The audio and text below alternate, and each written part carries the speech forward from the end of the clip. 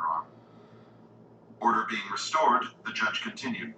When surviving loved ones disagree about the specifics, but this court cannot make assumptions about the decision in advance of the actual trial. Decanting the decedent at this time will effectively give the decision to the plaintiffs, regardless of the outcome.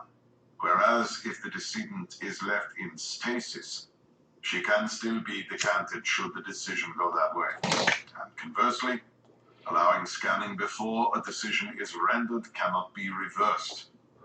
Therefore, I will not grant the injunction to have the body decanted immediately. Dr. Onagi, you will maintain the body in its current state, and you will not allow any other operations to be performed on it until otherwise ordered by this court. The judge didn't bang a gavel. I'd been half expecting it. Of course, my experience with court was 100 years out of date, from the wrong continent, on a different planet, and came mostly from TV anyway. I stood up and looked over at Bridget's children. The girls were rigid with the effort of not looking my way. Bridget's son, Howie, glanced at me and shook his head minutely. I took the hint. We let them exit first, then followed. I looked at Ms. Benning and raised an eyebrow. She opened her mouth to answer, did a small double take, and smiled. Mr. Johansson, I've known intellectually for some time that you were walking around in an artificial body. After all, it's not only germane to this case, but has also been the subject of much gossip, especially the nature of your relationship with Mrs. Brogier. Ms. Benning blushed slightly. But I've just now consciously realized that I'm not talking to a live, biological human being. I'm impressed at the verisimilitude. I smiled sadly. Thank you, Ms. Benning. We Bobs have been putting a lot of effort into getting the androids as believable as possible. And to answer the not quite unspoken question, there's no sexual component to my relationship with Mrs. Brocher. I could have engineered the capability, but I didn't. I am deeply in love with her, and she loves, or loved, me in a much less intense but still very real way. Ms. Benning nodded. I have no doubt of your essential humanity, Mr. Johansson. I dealt with you over the transfer of title for the business. Remember? Your emotional turmoil was obvious and very real. We walked in silence for a few moments before she continued. While it will be an uphill battle for the plaintiffs, it's not a slam dunk by any means for us. But Mrs. Brogier expected pushback from her children and made some arrangements in advance, including setting up a defense fund that the children wouldn't be able to block. I nodded silently. Bridget had always been a careful, methodical thinker. Went with the career choice, I guess.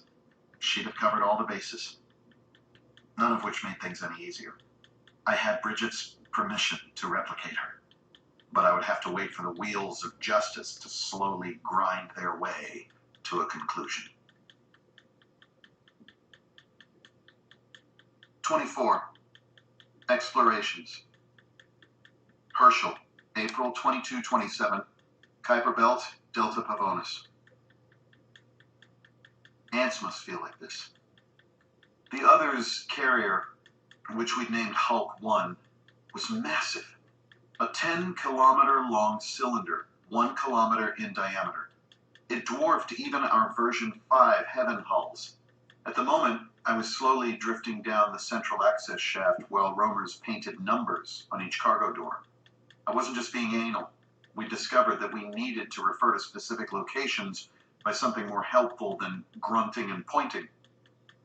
Sonar scans had revealed a lot of details about the ship and its contents, but sooner or later, we would have to try powering it up. Those massive cargo segment doors wouldn't be opening manually, never mind the 100-meter diameter hatches at each end. How's it going, Herschel? Fine, I replied. Almost done. 864 cargo bays. That number mean anything to you? There was a moment of silence before Neil replied. It's 600, base 12. And come to think of it, the other's image that Bill retrieved had 6 feeding fingers on each side of its maw. I grinned. Coincidence? I think not. Nope, there's another universal, I think. Your number base will depend on your number of digits. The PAV were base 10. Our base 10, Neil. They're not all gone. There was a sigh. Yeah. Well, there was a mood killer. Anyway, I said, perhaps too brightly, as soon as I'm done here, we can get on to the job of figuring out the power system. I'm anxious to see what some of the stuff in those bays actually is. As long as we don't activate some of the stuff in the process. Yeah, I hear you. Maybe we'll have a nuke in place just in case we need to terminate with prejudice. I have a concern about that, Herschel. I'd rather avoid any action that results in destroying Hulk 1. Well, hold on. I took a moment to load my roamers and the attendant drones and admire the last numbered bay, 864. I don't see how we can do this without some risk, buddy. How about we cut into one of the bays? Well, that was certainly an option. The bay partitions were stupid thick, but we weren't on a schedule. Okay, let's do that. We cut into bay number 1, simply because SUDAR scans showed a lot of unidentifiable stuff in it. The roamers had to cut trenches in the wall and keep widening them, but eventually they were able to pull a plug of metal away from the surrounding wall. We left it floating in the central corridor and sent in a half-dozen roamers. It looked like this carrier hadn't disgorged all its fighting units before we'd taken it out. The bay contained several dozen drones, each slightly bigger than a Heaven 1 vessel. They were in cradles with umbilicals connecting them to the ship, probably control and power feeds. Of course, there was no power, and we'd taken out the ship AI, so no control. Neil poked a finger at a close-up image of an umbilical connection. If we unhook that, do you think the drone will come to life? Don't know, Neil. I rubbed my forehead. A delaying tactic, and we both knew it. Ultimately, do we really have an alternative? Neil stared at the video window for a full 2 seconds before turning to me. Okay, how about this? Take one apart, piece by piece. Analyze as we go. Eventually, we should be able to figure out what their readiness state is. That is the least bad idea I've ever heard. I grinned back at him. Let's do it. It took more than a week to strip the drone down, piece by piece. In the end, we were forced to conclude that activation was probably done from the carrier AI's end, not at the drone's end. In any case, the one we'd disassembled had been inert, no power, and no way to power up without power. Just the same, paranoia was the watchword. We picked a random drone and placed roamers inside it, ready to begin breaking things if the drone got uppity. Ready? I said to Neil. Ready, he replied. Neil was in charge of destruction, and I was in charge of unplugging. Without giving myself any more opportunity for second guessing, I instructed the roamer to eject the umbilical from the drone. We waited. 5 seconds. 10 seconds. Enough of this, Neil grumbled. It's scanning time. Matching actions to words, he instructed one of our drones to give the subject a good once-over. The scan came up in my holotank within milliseconds. Nothing. Inert. I looked at Neil. Satisfied? Me? Since when am I the bad guy? Since always. I'm always reassuring you. Oh, bite me. You are so full of it. Neil shook his head in sorrow. So next question, do we cut into every cargo bay with something in it and start unhooking stuff? That'll take years. What's our alternative? I'm starting to like the nuke idea.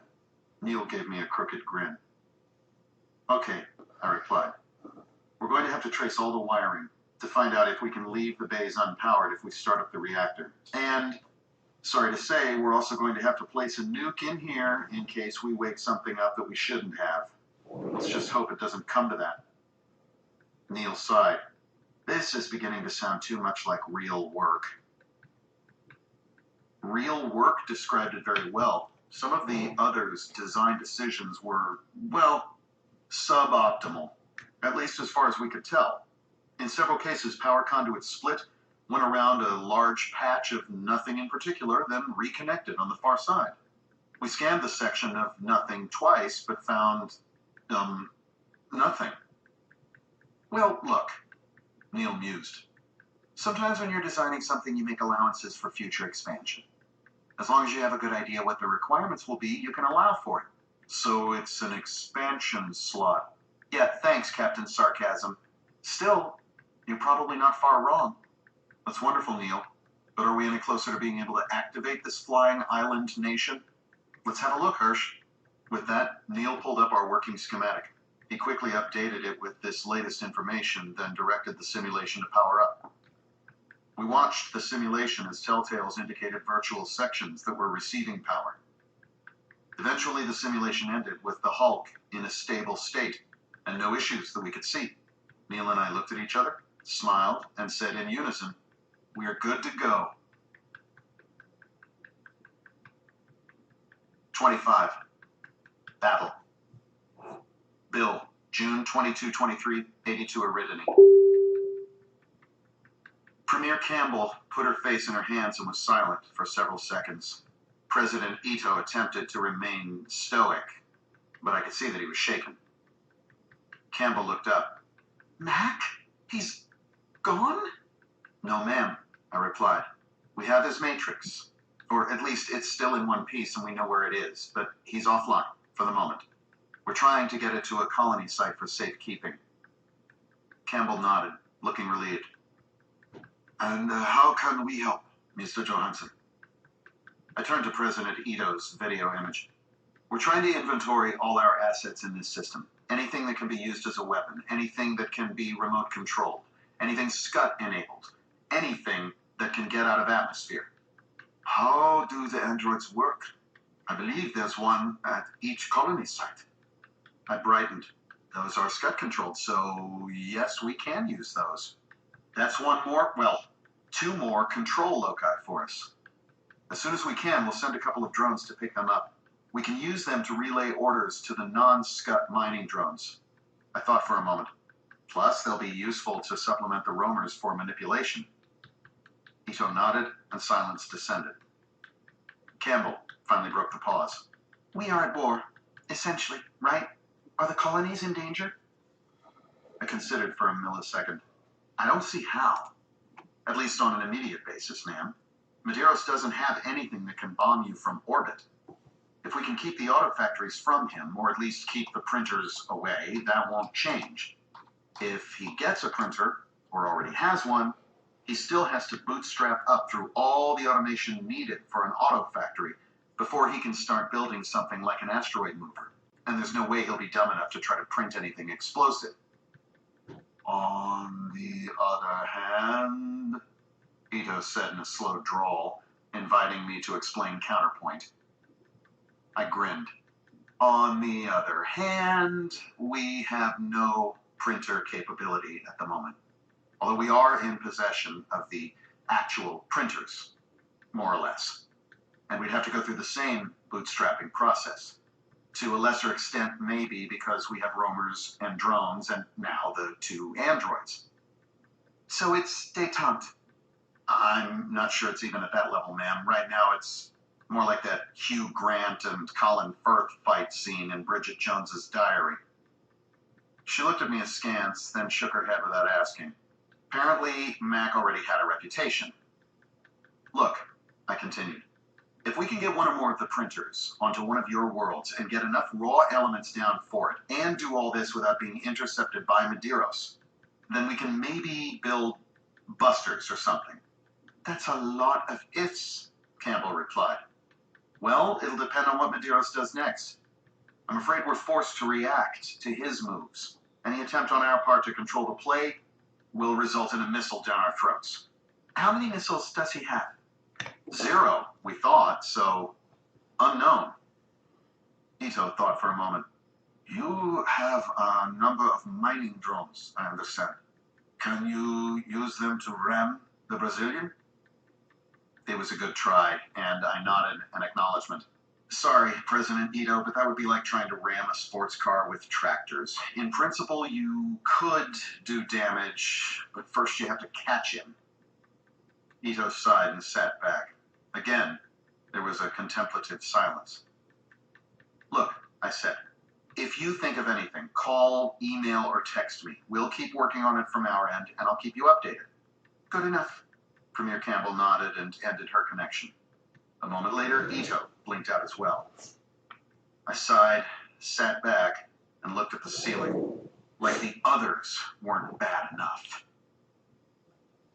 By the time Medeiros got to the nearest Lagrange auto factory location, we'd long since flung the printers and print heads well beyond his ability to detect them. The Bobs had also managed to hide, damage, or collect most of the auto factory automation, leaving nothing valuable except the actual metal ingots. We watched Medeiros from a non-Scud drone, carefully disguised as flotsam, running on power cells so as not to show up on radiation detectors. It would run down soon, but if Medeiros didn't pick up on it, we could collect it later.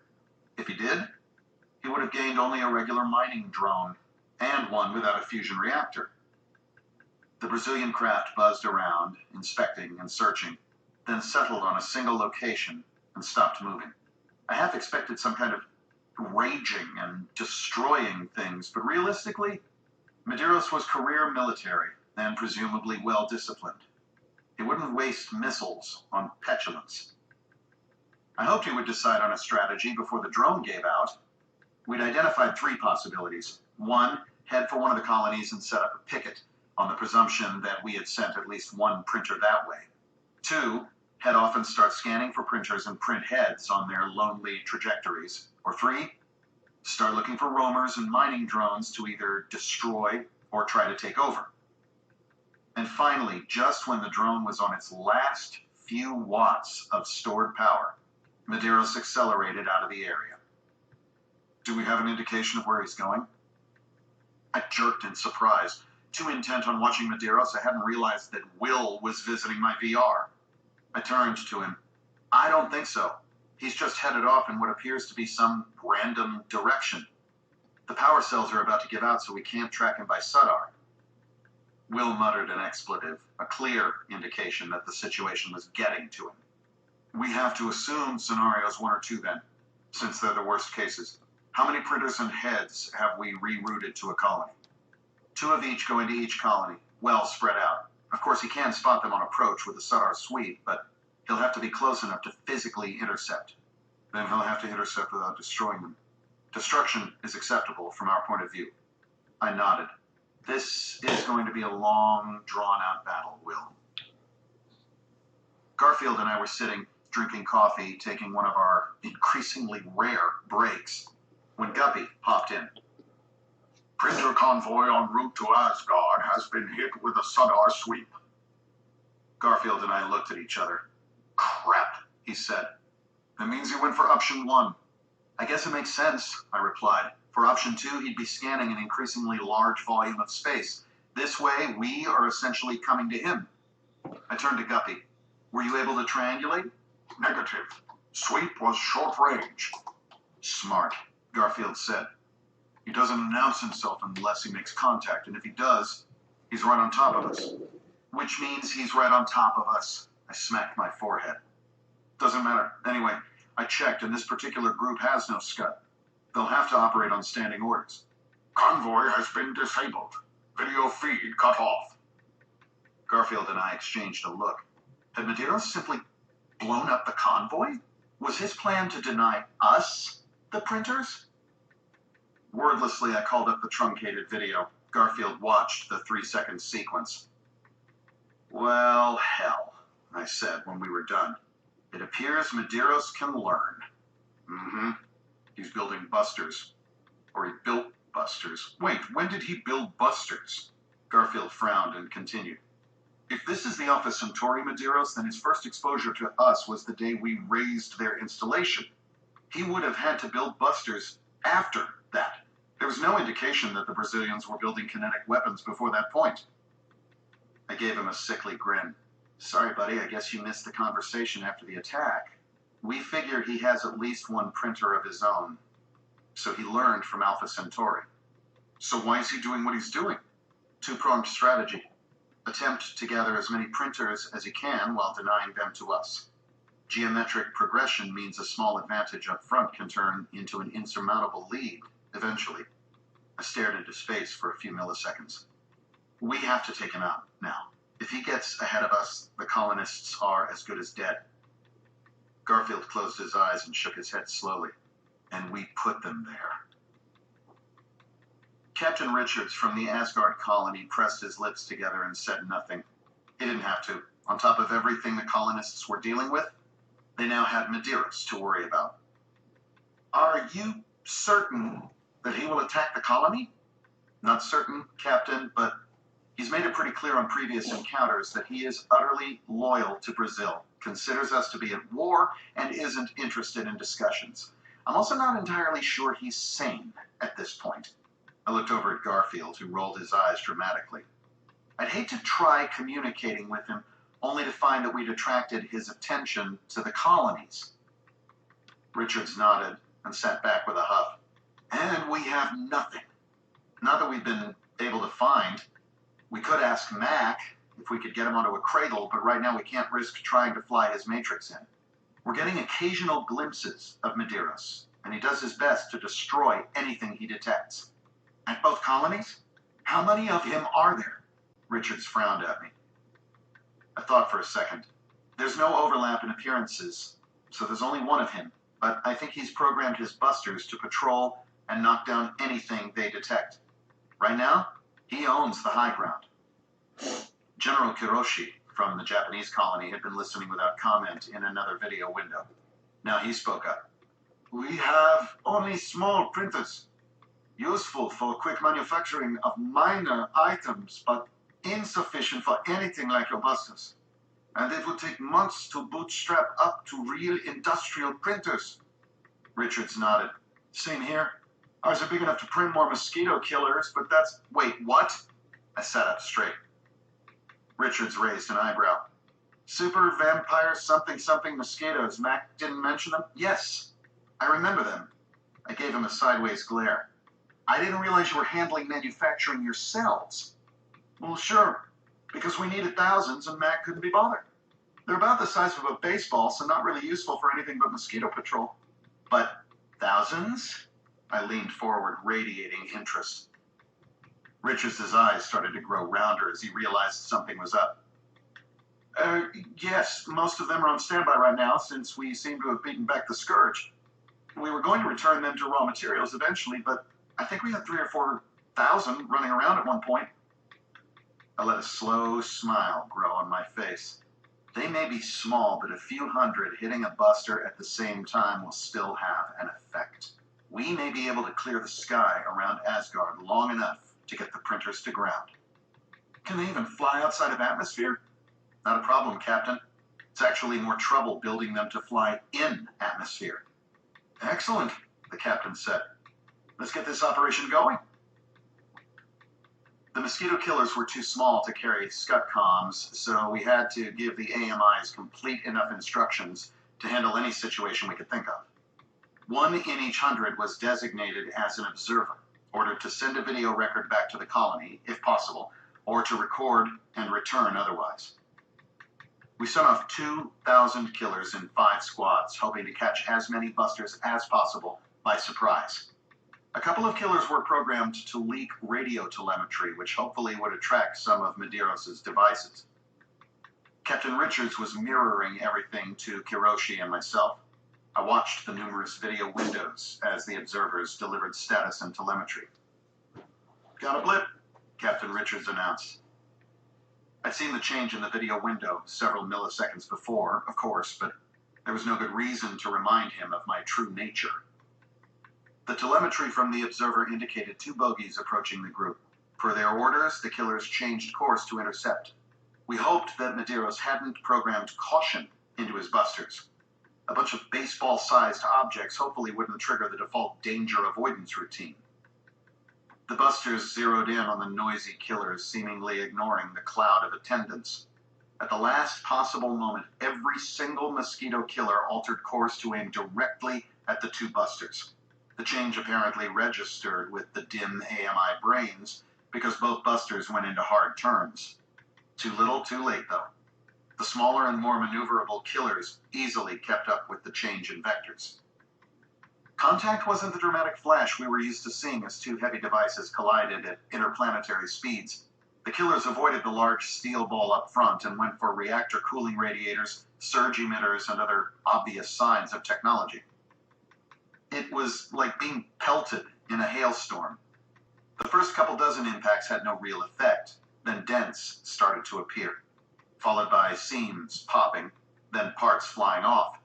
In less than 30 seconds, the busters were drifting aimlessly, and we still had more than 100 killers left.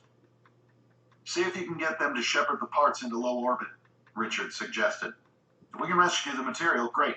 Otherwise, we push it into atmosphere and deny it to Medeiros. I nodded. A good strategy. I wasn't sure how we'd get that much mass down to ground level, other than the obvious way, but I'd worried about that once we'd rescued some drones. 2 down, Richards grinned at me, then turned in his video window to face Kiroshi. General, once we've cleared the Asgard environs, I'll send a squad of mosquito killers your way. General Kiroshi nodded. Thank you. Even if we are not ultimately successful, the process of attrition should keep Medeiros busy. Yes, I added. We just need to knock off busters faster than he can make them. And if he's making busters, he's not making more printers. We'll keep at this, Bill. Captain Richards nodded to me. I'll keep you up to date. Good enough. I still had a war with the others to prepare for. 26. Cities in fight. Marcus, September 2215, Poseidon. I watched the long-range image which showed the expanding cloud of debris that used to be my heaven vessel decoy. I'd been lying about my location for several months now, and the Council seemed to have bought it. 3 Council security vessels left the area at far too high an acceleration for the cargo vessels they appeared to be. It would seem the Council could be sneaky as well. I fired off a report to Riker, CC'd to Bill, and saved a backup to my Fortress of Solitude, circling Eta Cassiopeia B. If the Council ever found that, I'd be thoroughly hooped. Fortunately, that was unlikely. The Council still had fewer than a dozen ships, and the companion star simply hadn't come up in discussions for a long time. Of course, the Council had obviously been engaging in covert preparations as well, as evinced by the 3 souped-up and armed cargo ships. Now that they believed me dead, I hoped that they would openly play their hand. I returned my presence to my android, which was standing at parade rest. As I moved my arms into a more relaxed position, everyone turned to me. Well, Cal said. I grinned at him. 3 very non-standard cargo vessels just took out my decoy vessel. It would have attempted evasive tactics consistent with its published specs. I'm sure the security personnel are very proud of themselves. What about the cargo vessels? I've got some stealth busters following them right now, but we don't know what the Council's total strength is or where they've placed it. I have to assume that my estimate of a dozen ships is incorrect. We'll have to take a wait-and-see stance until they show their hand. And remember, officially, I'm dead. Gina looked up from her phone and cut into the conversation. They've moved on 4 cities. Lothar, Morbus, Xanator, and Gethal. Attempted to board and take over. You were right. They were trying to avoid damaging the cities. Status? I asked. Repelled with significant losses. They didn't expect resistance. They also didn't expect, Gina replied, weapons systems that weren't on the blueprints. I grinned. My fault. I forgot to file the changes with the permits department. Cal waved his phone. They've made an announcement. We all turned to him, eager to hear what the Council had come up with. Cal read through the text, deliberately injecting a pompous tone into the pronouncement. When he was done, we all sat in a semicircle, ready for a council of war. So the takeaway, I said, looking up at the dome overhead, is that the evil replicant is defunct and everyone should be good little citizens and come back to the mats. Or else. And if we don't, they'll start shooting down cities in 24 hours. Cal shook his head in exaggerated disbelief. We're at war now, even if the word hasn't actually been used. Blowing Marcus up can't really be misinterpreted. I suppose they could take the stance that I'm not alive, therefore it was just a case of obsoleting some recalcitrant equipment. I gave my friends a lopsided grin. And the thing with those cities could be called a police action. Gina rolled her eyes at me, mocking my favorite expression. Or they were just tired of listening to you talk. Now are you willing to start fighting? I shook my head. I still don't know where all their assets are. I want to take everything out cleanly in one strike. and I don't want to have to kill anyone. Good luck with that, Cal muttered. We spent the next few hours monitoring developments. Things seemed to have settled into a stalemate, with the council making threats and the cities daring them to try or simply remaining silent. Then, more trouble. 2 ships came out of Sunward and launched missiles at Amhor. My assets were all space-side, shadowing or searching for council assets, so I had nothing for defense. The city, though, had those undocumented features. Particle weapon turrets, courtesy of Bill's skunk works, activated immediately and attempted to shoot the missiles out of the sky. The attackers responded by firing more missiles. I'm impressed, I said. The basic cargo ship design doesn't have a lot of room for weapons storage and launchers. I'd be interested in seeing how... Christ's sake, Marcus, we're in danger here. Could you dial it back? I gave Cal a rueful smile by way of apology, then turned back to watch the drama. The ships seemed to have emptied themselves of missiles, and our defensive batteries had taken out the first 2 missiles. The second pair were getting too close for comfort, though, and seemed to have figured out the defensive patterns, as they were evading all attempts to shoot them out of the sky. With a flash of inspiration, I took control of a couple of flyers sitting in the docking bay. I sent them toward the missiles at full acceleration. Flyers were not military vehicles or flying explosives, so they really had no chance of catching or even intercepting an approaching missile. But they did have the effect of splitting the attention of the missile AMIs. It was just enough to slow down the dodging, and the defensive turrets blew both missiles out of the air. The ships, now apparently unarmed, turned and flew off. I called a couple of drones from orbit to shadow them. If they flew back to a base somewhere to reload, I'd have a target. But there was no time to celebrate our victory. Cal leaped to his feet and uttered a string of profanities. Then he turned to look at the rest of us and said, "The bastard shot down Thark." There were gasps and cries of shock, but not surprise. Thark and Amhor were the residences of what we somewhat ironically called the Revolutionary Council. We published disinformation, but somehow the council had seen through it. Regardless, the council had just upped the ante. Gina asked, "Survivors?" Cal looked at his phone for several seconds, his eyes moving back and forth. I noticed that several other people were poking their tablets furiously. Their escape pods were observed ejecting before it hit water, but I bet not everyone got out. Gina glared at me. Now we're at walks. They're trying to get us everywhere at once. Join it before we react.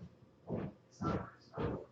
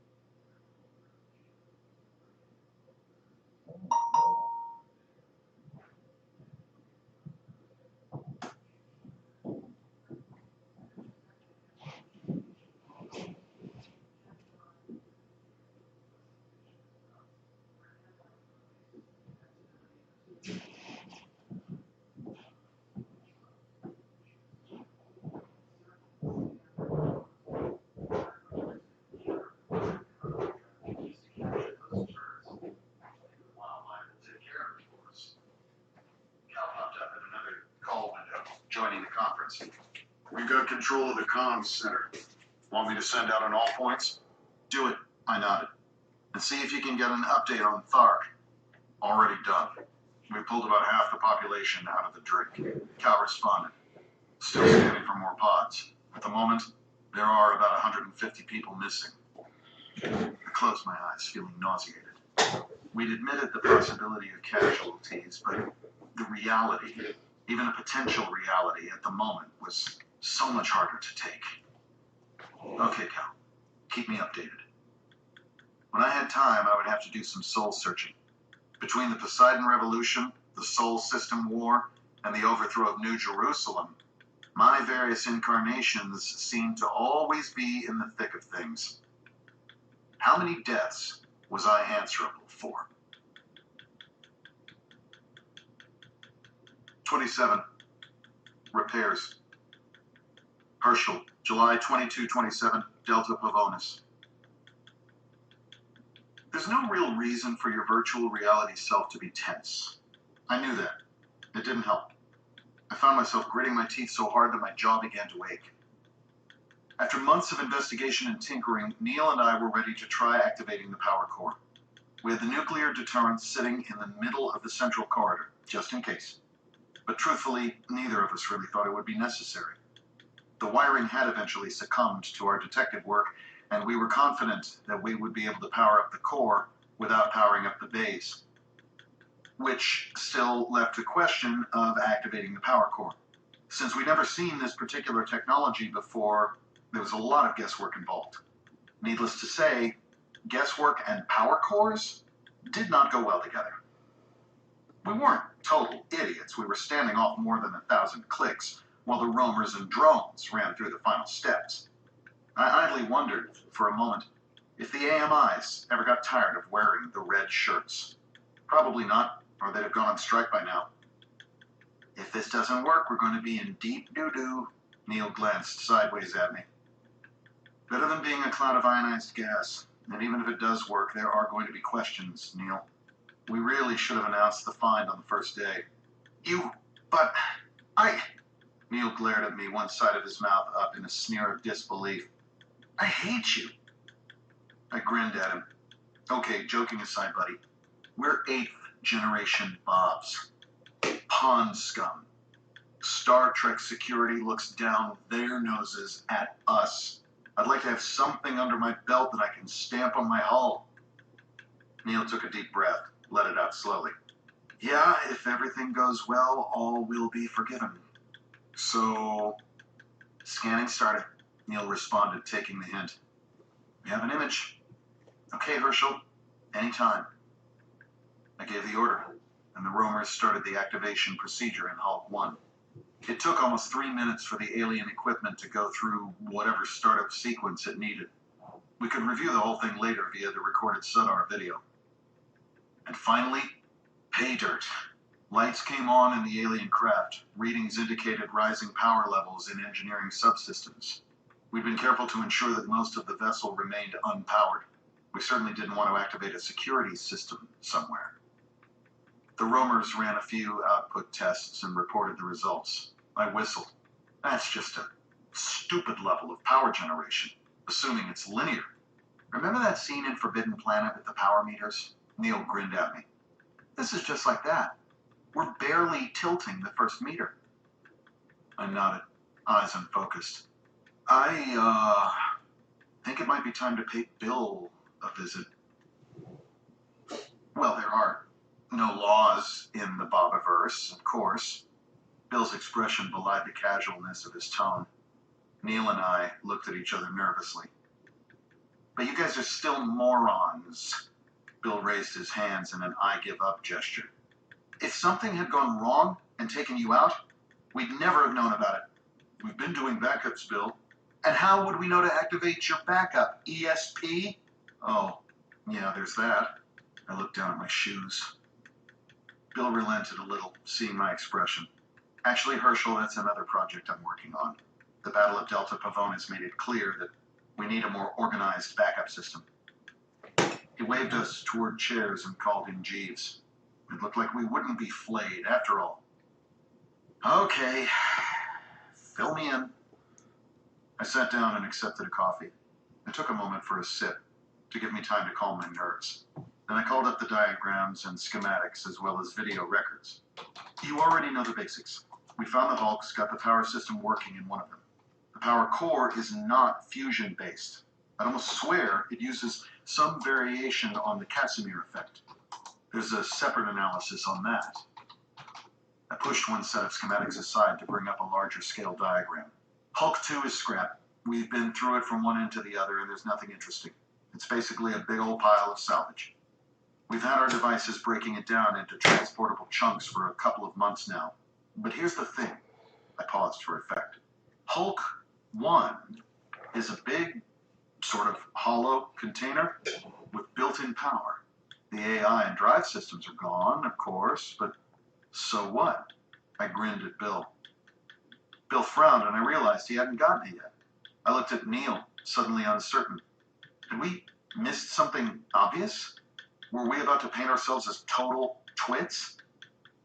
Neil rolled his eyes, just the tiniest amount, then turned to Bill.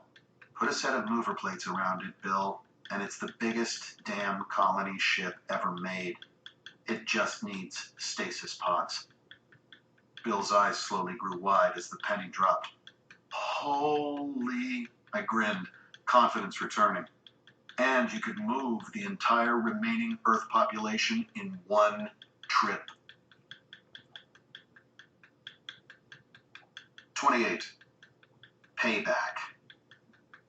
Bob, April 22-24, Eden. Caerleon was a busy area, almost frantic. Maybe it was the age of the residents and the relative lack of family groups. Caerleon had been colonized by juveniles just into puberty and going through the adolescent rebellion stage. Marvin and I agreed that we'd created a baby boomer generation when we moved everyone to Camelot and the birth rate subsequently surged. All those teenagers, getting hormonal at the same time, had probably just egged each other on. At any rate, it made sneaking up a difficult operation. I had the advantages of lack of scent and ability to stay completely still, of course, plus some commando camouflage tricks that I looked up in the ship libraries. Still, it took almost 5 hours to maneuver into position. Original Bob would have been a single giant muscle cramp by that point, but the android muscles didn't get tired. And I was now in position. Surveillance had shown that Fred had a preferred location for his bodily functions, and he was very much a creature of habit. I picked a spot where I could take him on the way back and settled down to wait. As Fred turned back to the trail, I slammed into him, shoving him up against a tree. I placed the edge of my flint knife against his throat. Hello, Fred. Remember our last conversation? Fred's eyes were wide with fear, and he made no attempt to struggle. I own you right now, Cootsie. I practically spit his favorite insult back in his face. Whether you live to see the sun set today depends on my mood. Understand? Fred understood. The odor of fear emanated from him, but he apparently wasn't going to just fold. My friends won't let this go, he said. They'll come after you. And he was right. This was something I'd worried about, but had hoped I wouldn't have to deal with. If he didn't capitulate in some manner, I might actually end up having to kill him. Could I do that in cold blood? If he just dug in his heels and called my bluff, I'd have to either follow through or lose any credibility. On the other hand, if I'd come with Donald, Fred would already be dead. It was so tempting. But even after being embedded in Deltan civilization for all these years, I still had a 21st century human squeamishness about taking life. What's your problem, Fred? Can't hunt on your own? Can't figure out which end of the spear to use? Or are you just lazy? Fred's ears went flat and his lips curled back from his teeth in a reaction that, for a Deltan, was an expression of rage. It's so easy for you, isn't it? Sit there with all the resources and yap about how everyone else isn't living up to your standards. I'm not answerable to you. Well, right now, you kind of are. I pushed the blade harder against his throat to make the point. But Fred was angry now. His reaction, his unexpected rage, surprised me. I mishandled this somehow, and now there was no way he was going to back down. Interesting food for thought, but right now it left me between a rock and a hard place. With a flash of inspiration, I directed a spy drone to make some suspicious noises in order to draw over some of the locals. Within moments, Fred and I could both hear his friends approaching and calling for him. He grinned at me in triumph. If his friends found a corpse, the whole village would be after me. That was fine. Let him think that. I put my face up close to his. Just remember that I can find you whenever I want. Next time, I won't discuss it. Won't even let you know I'm there. Maybe you should start hanging around with your friends all the time. With that, I gave him the usual quick jab in the breadbasket and grabbed his spear as he folded. I vanished into the forest just before his friends came into sight. Well, that hadn't gone quite according to plan. I made my way back to Camelot, still trying to convince myself that I could kill him if I had to. I told Archimedes the story over dinner. He took Fred's spear and examined it while I talked. Donald would have just killed him, he said. Me, not so much. It's hard to kill people unless they're attacking you. Archimedes maneuvered the spear around until he was looking at the tip. This is really terrible work. Someone just shattered a nodule and tied the sharpest shard onto the shaft. He shook his head. It's as likely to fall off as penetrate the target. If this is what they have, I'm not surprised they're having to steal food from our hunters. I raised my eyebrows. Okay, the android actually pointed its ears forward and down, but it felt to me like the equivalent human expression. If the Caerleon citizens were having less hunting success because of equipment failure, could it be that easy? Perceived inequities like that had started more than one war on Earth. I liked to think Deltans were a little more sensible than humans in general, but not by that much. I sat back against the boulder behind me and stared into space, considering the options. 29. Looming Storm. Howard, May 2220, Vulcan. I stood outside the courtroom, taking deep breaths. I had an almost uncontrollable urge to drop a rock on the building. I'd expected nastiness. Ms. Benning had warned me that the children's strategy would be based on attacks. Knowing it and being subjected to it were two different things, though. To listen to their lawyer, I was some weird cross between Rasputin, Svengali, Machiavelli, and Lucifer. They hadn't quite accused me of drugging and brainwashing Bridget, but they'd sure been trying to imply it. Miss Benning came to stand beside me. There will be more of the same after recess. Just remember that he's trying to get a rise out of you.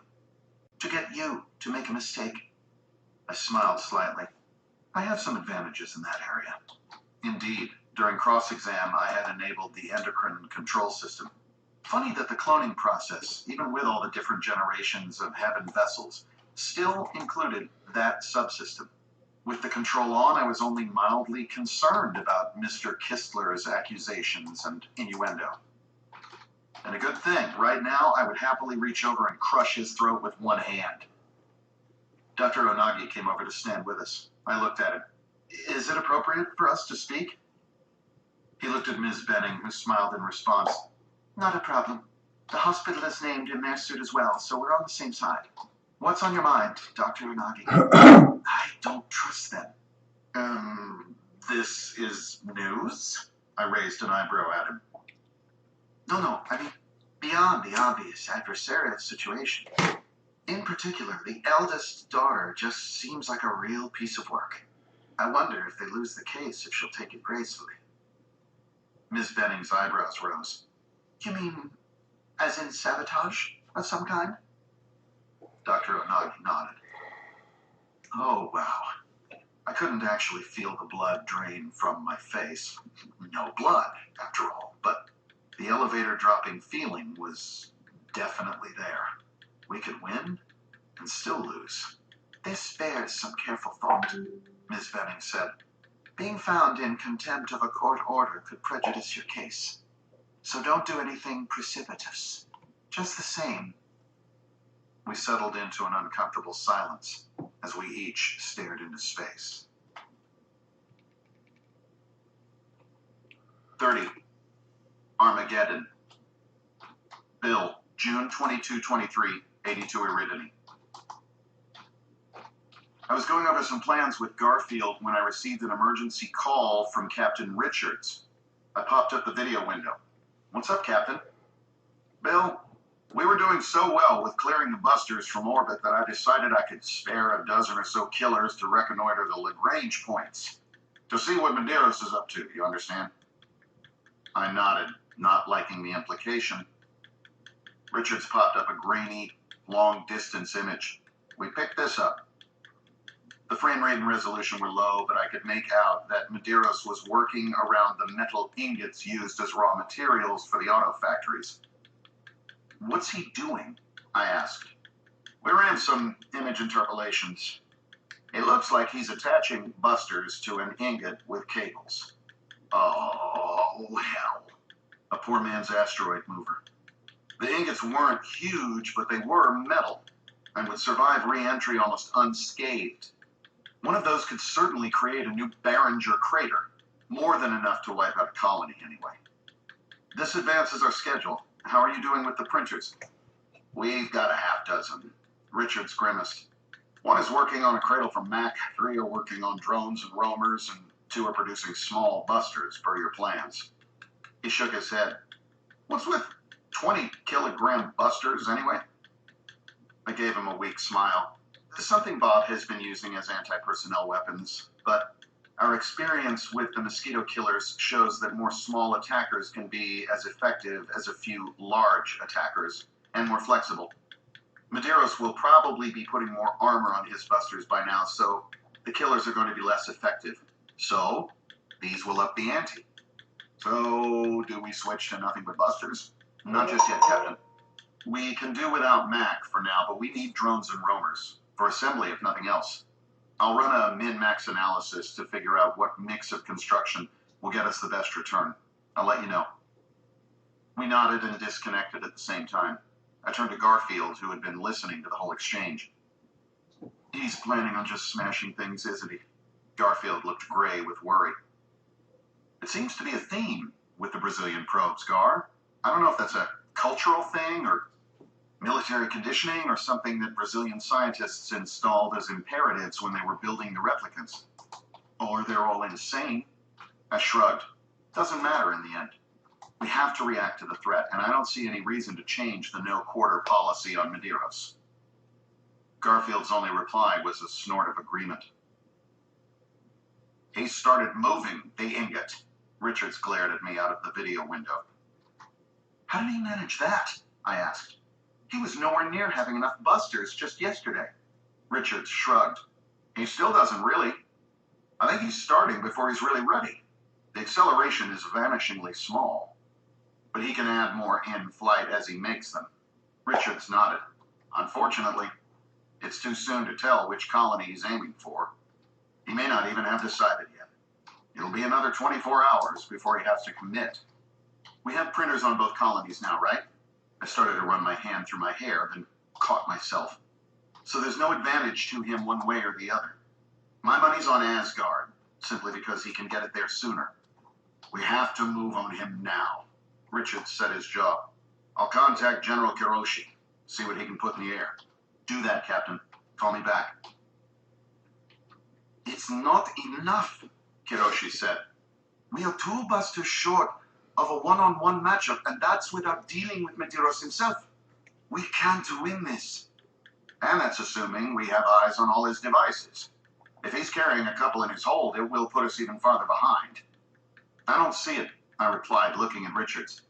If he had more, they'd be pulling the ingot as well. Do we have a choice? I sighed. Not really, Captain. The longer we wait, the harder it will be to redirect the ingot. And by the time it actually gets here, we'll have built 2 more busters at the most. There were a few more comments, but we all knew we really had no choice. These busters would have to be pre-programmed, as we couldn't afford the time to add scud comms. We sent them out from both colonies, timed to arrive simultaneously. I was about to disconnect when I had a thought. Gentlemen, how many mosquito killers do we have left? And where are they? Kiroshi answered. A little over 200. They're all in orbit around Takama. We haven't had any close-in encounters at either colony for a few days. Why? Let's throw them into the mix. I'll do some calculations and give you the times and vectors. Our busters arrived at the expected time and place. Because they were operating without scuds, we were getting the video play-by-play several minutes after the fact. Whatever was going to happen had already happened. There could be no finesse on this operation. Each one of our busters would take out one of Medeiros' busters. We would aim several busters at Medeiros himself, but he would use his busters to intercept. Barring a miracle and him missing one, we'd be left with Medeiros and 2 busters to deal with. We watched as 14 video images closed in on 14 targets, then 14 video images disappeared. Well, that was textbook, Richard said. I smiled tightly. And right about now, Medeiros should be feeling pretty smug. 2 new video windows popped up as the incoming mosquito killers zeroed in on Medeiros. We knew we would leave 2 of Medeiros' busters, but we made sure those busters were tethered to the ingot and unavailable for defense. Medeiros detected the incoming killers and turned tail, but he was far too late. Unlike the busters, which had decelerated to arrive at the battleground at a controllable velocity, the killers had continued to accelerate all the way from Takama. They arrived with a considerable momentum. Fewer than half struck the Brazilian ship, but 100 small impacts were still sufficient to open up the side of his vessel. Medeiros lost his line and began to drift. He's down, Richard said. Not sure if he's dead, but propulsion is offline. Do we have any more busters? Any more killers? Kiroshi looked from one to the other of us. I shook my head. Busters are all expended. There are lots of killers, but they're traveling away from Medeiros at high speed. They'll take as long to decelerate as they took to accelerate to that velocity. Then they have to accelerate back. He might still be out by the time they get back. We don't know how many roamers he has left after the space battle over Mac. That was true. It was certainly worth a shot anyway. Okay, General, I'm sending orders to the killers now. Light speed delay will add to the total turnaround time. I think we're looking at 22 hours before they get back. Richards frowned. Hell, we could get a couple of drones there in less time than that. To do what? Even at full acceleration, they're unlikely to do much damage. I was thinking more along the lines of grabbing Medeiros himself. I stared at Richards. That hadn't occurred to me. Stick some roamers in the drone's holds, and they could enter the Brazilian ship and extract the replicant matrix. I felt a twinge of nausea at what we were not quite planning. Memories of Homer, of the 5 cubes back on Earth during Bob 1's training, swirled with images from my imagination of Mac under Medeiros' thumb. But we were dealing with someone who was about to drop a metal meteor on a colony. Squeamishness was inappropriate. The drones approached the Brazilian ship, which was still drifting. We decided this was important enough to sacrifice all of Asgard's roamers, save 2 for rebuilding. This would be almost like a beach assault. Anything short of 100% casualties would be acceptable. The 2 drones came in as quickly as their drives could manage, braking with no leeway to arrive at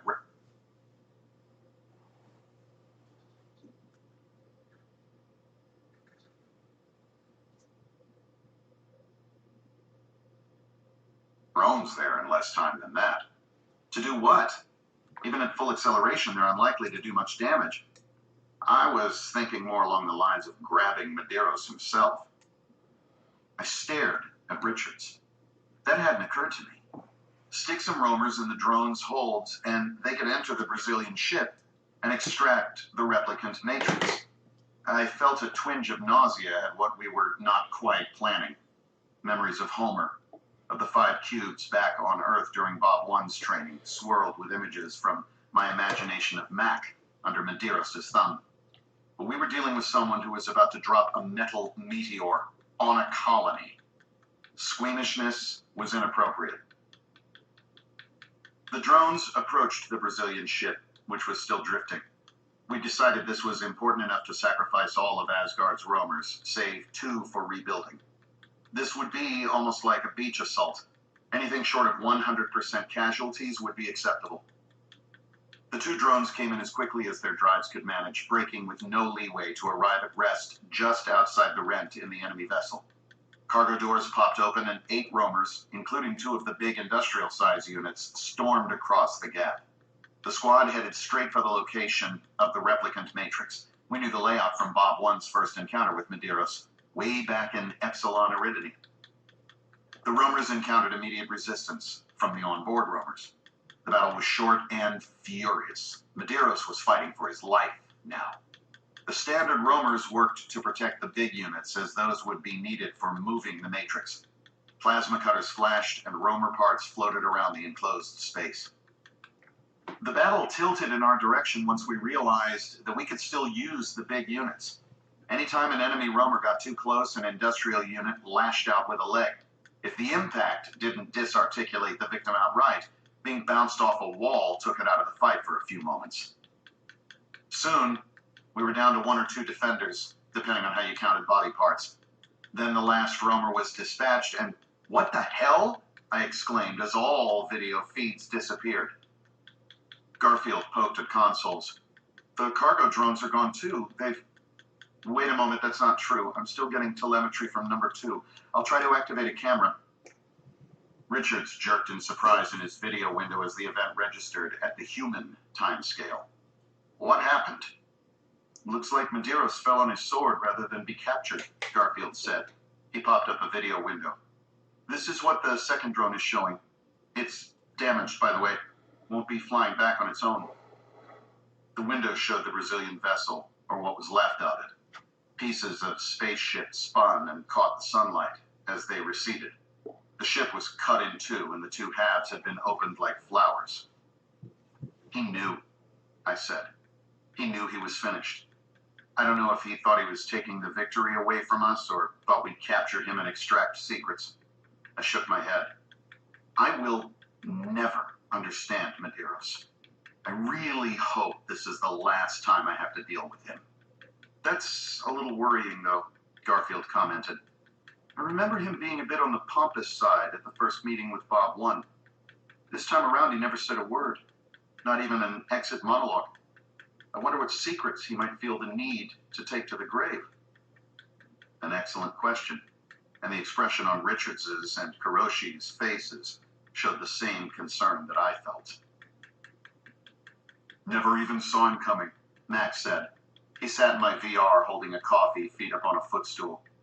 I remember talking to you about draining the swamps on Takama, and the next thing I know, I'm back in my default VR. Yep, he hit you square on. I raised my coffee. You can go over the videos at your leisure, but you missed some interesting times, which aren't over, I'm afraid. Mac looked at his coffee, a frown forming. We have to assume Medeiros is still out there, in one form or another. We'll have to set up defenses, especially here and in Alpha Centauri. That's right, buddy. The colonies are okay with you diverting all printers to defensive items until you have a minimum level of ordnance. Yep. Busters. Then a new vessel. Then some clones, then more printers. It'll be a while before I'm able to support the colonies directly. They'll do what they can with ground-side printers, Mac. Might be a good idea for them to have at least a small auto factory on each planet, just on principle. Mac nodded, staring into space. Just when we think we've got things figured out, the universe throws another curve. I grinned at him. Well, that's life.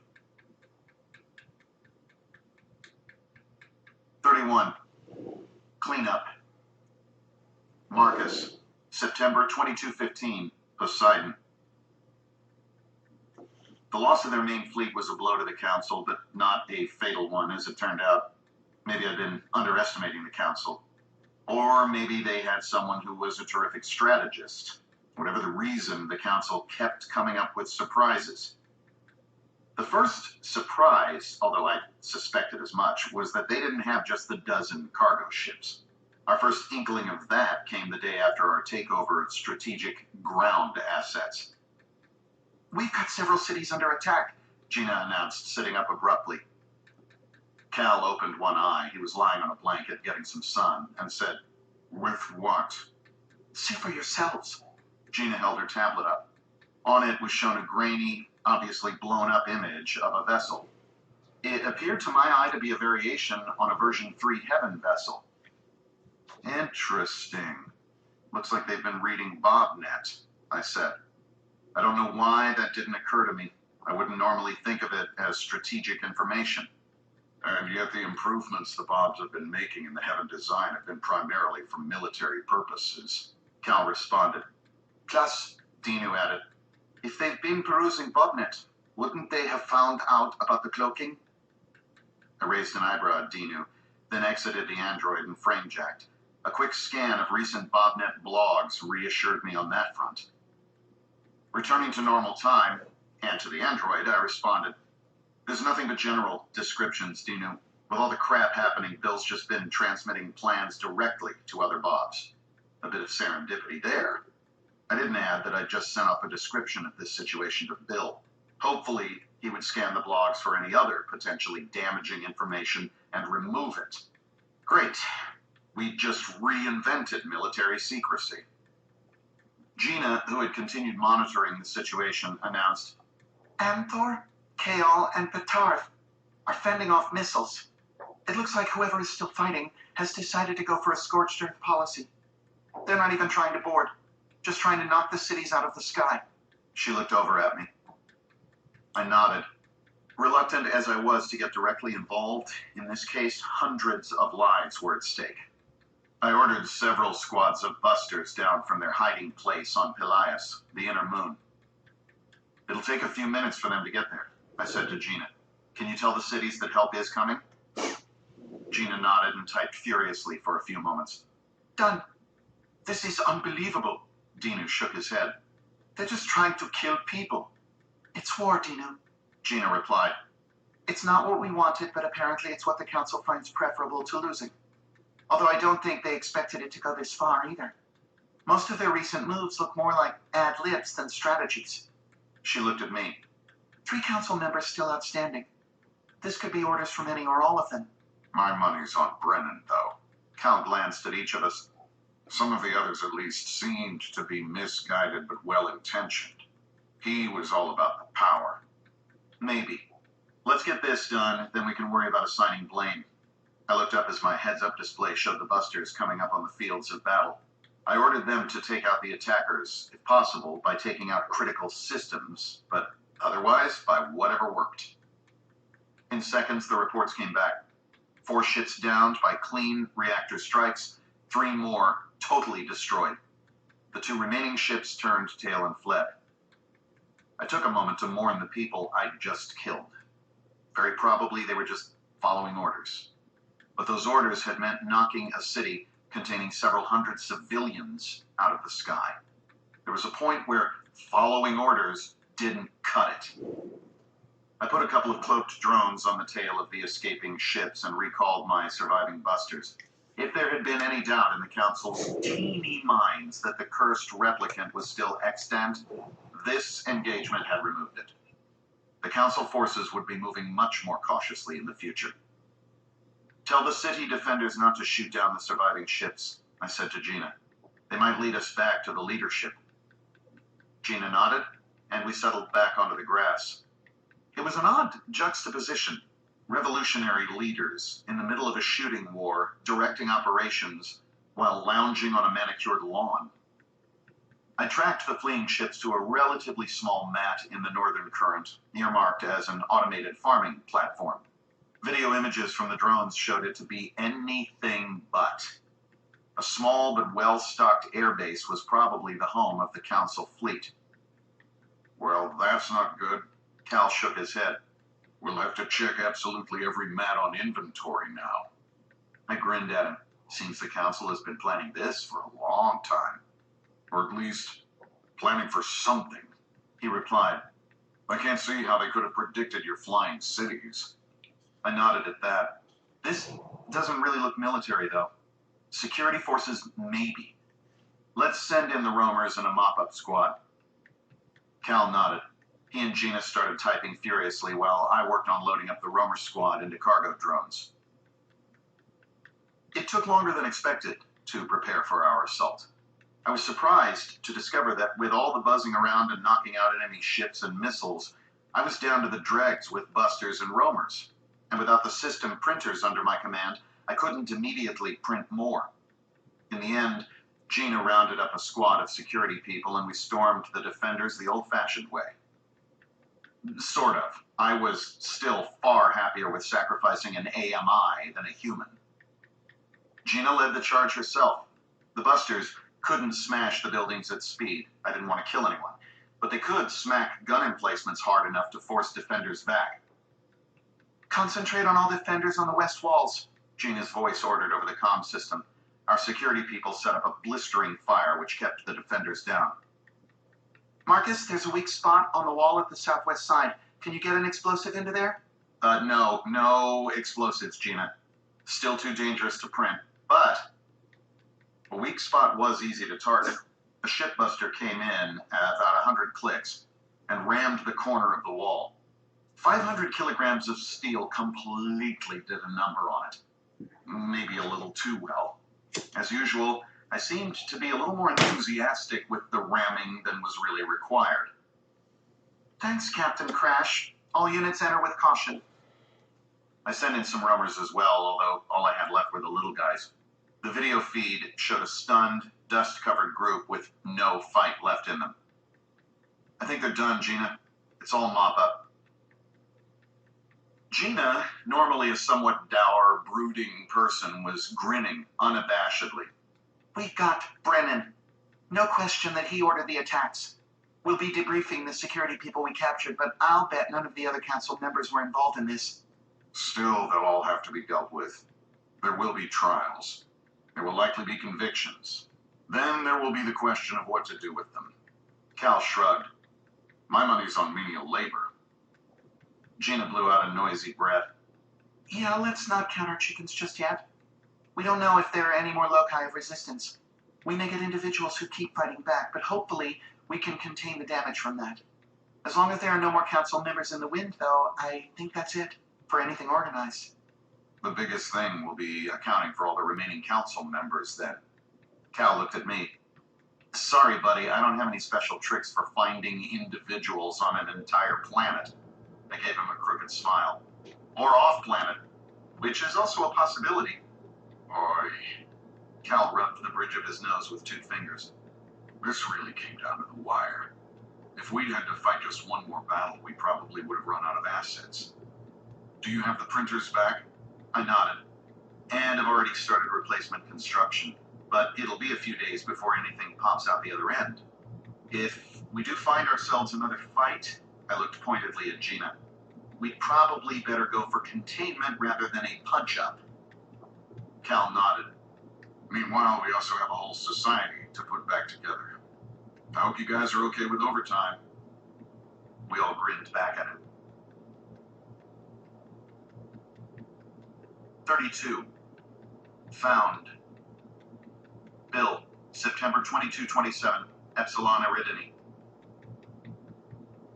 I stared at the readings, frankly disbelieving. I glanced over at Garfield. His wide eyes and slack jaw said it all. We'd slapped together a quick prototype based on the power core scans from the alien Hulk. A small prototype. According to our measurements, this kludged together rig was outperforming our fusion reactors 5-1. Well, this explains a lot, Garfield finally said. Of course we're not just going to rip out all our reactors and replace them with this stuff. Well, no, Garfield grinned at me. But a pilot project? At that moment, Will popped in. Hey guys, what's this I hear about some others' cargo vessels? I motioned Will to a chair and materialized some images. The 2 Bobs who volunteered to survey the Delta Pavonis system chanced upon a couple of cargo vessels that had been taken out during the defensive engagement. They must have drifted right through the system. The others didn't pick up on it, and the derelicts would have just continued out into the cosmos if those 2 hadn't found them. Will leaned forward and poked at one of the images. I think I remember that one, actually. It was almost cut in half. I nodded. That unit is being broken down for materials. The guys are repairing the hole in the other one, and they've had the bright idea, genius actually, of putting mover plates around it instead of trying to figure out the other's drive system.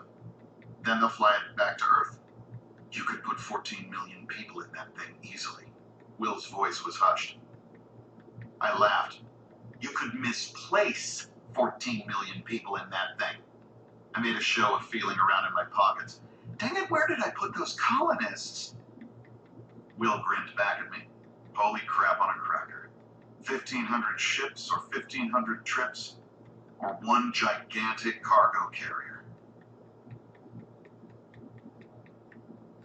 33. Project. Herschel, October 22-27, Delta Pavonis. Be careful what you wish for. Uh-huh. I was visiting Neil while we took a break. He draped himself across his chair sideways and was doing a good imitation of a boneless corpse. I could remember sitting like that when original Bob was a teenager. Neil had a couple of behaviors that seemed to harken back to Bob's adolescence. Friggin' hell, he finally moaned. Can we go back to being pond scum? Life was so much easier. I laughed and signaled Jeeves for a beer. Neil had a template for a particularly good ale, and I tried to make a point of having one when I was visiting. I sat down, took a drink, then called up the project plan. Will, we're a little ahead of schedule, buddy. You can afford to take a few milliseconds off. Oh, ha ha, you are too funny. Neil straightened up. Well, at least we finally finished cutting up Hulk 2. Loading it all into Hulk 1's cargo base is routine enough to be left to the AMIs. But building the mover plates? Yeah, I know. We weren't really anticipating having to deploy our printers when we came out here. It's a pain. We grinned at each other and said in unison, but it's a good pain. Anyway, I continued. Mood is in a half hour. You might want to get organized. Neil scowled at me, then pulled up his files. He muttered something about slavery, but got to work. The mood was crowded, but that was normal these days.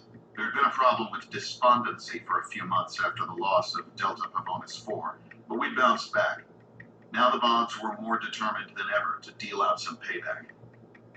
Neil and I picked a spot close to the podium. Normally we'd be at the back, as befitted pond scum, but we were now project leaders. Of course, we were also project workers, project gophers, and project janitorial staff, but who's counting? We would be expected to give a status report on the derelicts project. Bill mounted the podium, held the air horn above his head, and gave the traditional blat. The audience greeted him with the usual catcalls and boos. I stayed silent and noticed that Neil was more reticent than usual as well. It was much harder to be an agitator when we were standing up front. Bill looked around the audience, waiting for the commentary to die down. When he had quiet, he began to speak. I'm going to start off with a bombshell. Starting 20 days ago, a number of our monitoring drones around GL-877 were attacked. Per their standing instructions, they self-destructed immediately. In the last two instances, the drones weren't attacked, but chased. This news was met with gasps from the audience. Neil and I stared at each other, bug-eyed with shock, and he mouthed, "They know." Bill waited a moment for the chatter to die down. We figure the Delta Pavonis harvesting expedition reported back to the others' home world, and they correctly concluded that they were under surveillance. Based on the attempt to capture the last two drones, they may have surmised that we have a technological advantage of some kind. A hologram of the GL-877 system popped up in the air, showing the location of the surveillance drones around the system. Bill made a gesture with his hand, and one by one, drones were replaced by small explosion graphics. We're reconfiguring, but as we lose drones, our coverage will get spotty. We're biasing them toward the near side of GL-877 to catch any expeditions coming our way. We're also introducing some randomness in their positions, just to make it more difficult for the others to find the drones. There haven't been any new attacks in the last week, so that may be working. And Mario will be replacing the drones on a priority basis, but will still be deficient for a few years. Neil edged up to me. Something smells. What? There's something about this scenario that bothers me. Why'd they stop? Because they realized they couldn't catch the drones? Because we randomized the locations? No, not sufficient. Neil opened his mouth to add something, but at that moment, Bill decided to introduce us. Now, you've all been hearing about the derelict project. Herschel and Neil are here today to give you their first official update. Bill gestured toward us. I could feel myself blushing furiously as we mounted the podium. I looked around at the sea of Bobs, and my voice locked up. Neil, familiar with my stage fright, picked up smoothly. On a recap flight, we found a couple of others' cargo vessels drifting out of the Delta Pavonis system. One was pretty much totaled, but the other was almost intact, with damage limited to AI and drive systems. We were able to reactivate the power core. There's a separate report on what we've been able to figure out about the technology. Neil turned to me and gestured. He'd given me just the right amount of time to get it together. I picked up the thread smoothly. We've broken down the totaled derelict and have been using the materials to do repairs on the Bellerophon. The assembled Bobs picked up on our chosen name, and we received whistles and whoops of approval. When the approbation died down, I continued. Rather than trying to rebuild the drive, we're just manufacturing mover plates. Bill figures 24 will be enough to fly the whole thing to Earth. We've loaded the extra material from the other derelict into the hold and will be manufacturing stasis pods during the voyage. I looked around for Riker but couldn't see him, so I looked at Bill. We're thinking that if Earth would shift some manufacturing capacity into stasis pods, we could move a lot of people in one shot. I glanced around at the crowd. 4 or 5 dozen versions of my face looked back at me. Smiles, nods, frowns of concentration predominated. Okay, not so bad. Bobs were not subtle. If our presentation had been less than interesting, we'd know it. Questions? Bill said. Bedlam erupted. Okay, really not bad. Neil leaned closer to me. Isn't it nice to be important? I'm having second thoughts, thanks. Bill pointed to someone and the chaos quieted. Thor stepped forward. How confident are you of the alien power core? I opened my mouth to reply, but Neil jumped in. It works fine, just as dependable as one of our own and a lot more powerful. I glared at him and whispered, You lie like a log. Shut up, you. How many pods do you think you can make? Thor continued. We have enough material to build a pod for every human being alive, Neil answered. Just not enough time. In the 3.6 years subjective trip time, we figure we can make just over 5 million of them. Bill turned and spoke to someone. Will, how many could you put together at your end? Riker stepped forward. No more than a couple of million. We're working in non-relativistic time, but on the other hand, we don't have piles of refined materials just sitting there. We have to salvage every kilogram of metal, and the pickings are getting thinner. It's starting to slow colony ship production, as a matter of fact. The conversation descended into comparisons of critical paths, differing ramp-up strategies, result domains, and other, even less interesting things. I eyed Neil, and he nodded. As casually as possible, we sidled away from the debate and toward the bar. No one noticed our departure. I leaned against a rail with a beer in my hand and grinned at Neil. We're important. Yeah, when they notice we're gone, I'll concede. Meanwhile, he raised his beer in a toast. Gotta love moods. 34. Kidnapping. Bob, September 22-24, Delta Eridani, Eden. I was sitting in the sun with Buster, watching him casually work a piece of flint, when the Deltan came running up. He bent over, gasping for breath for a few moments, then straightened. Archimedes has been grabbed. I think it was some guys from Caerleon. Must have been. I leaped to my feet and almost yelled at the runner. Have you told Donald? Anyone else? He nodded, still gasping. Yeah, Donald's gathering some hunters. I looked over to see Buster silently gathering his bow and arrows. He didn't say anything, didn't look at me or the runner. His fur was flat, his inner turmoil telegraphed by his ears, which were curled in rage. Someone was going to die today. We hurried over to the hunter's tree where a group was forming. Donald waved at me as I came up. Well, Robert, it looks like you and Archimedes might have been right. There's only one reason for them to grab him. I shook my head. Two reasons, actually. If Fred is involved, he may also be trying to get a reaction from me.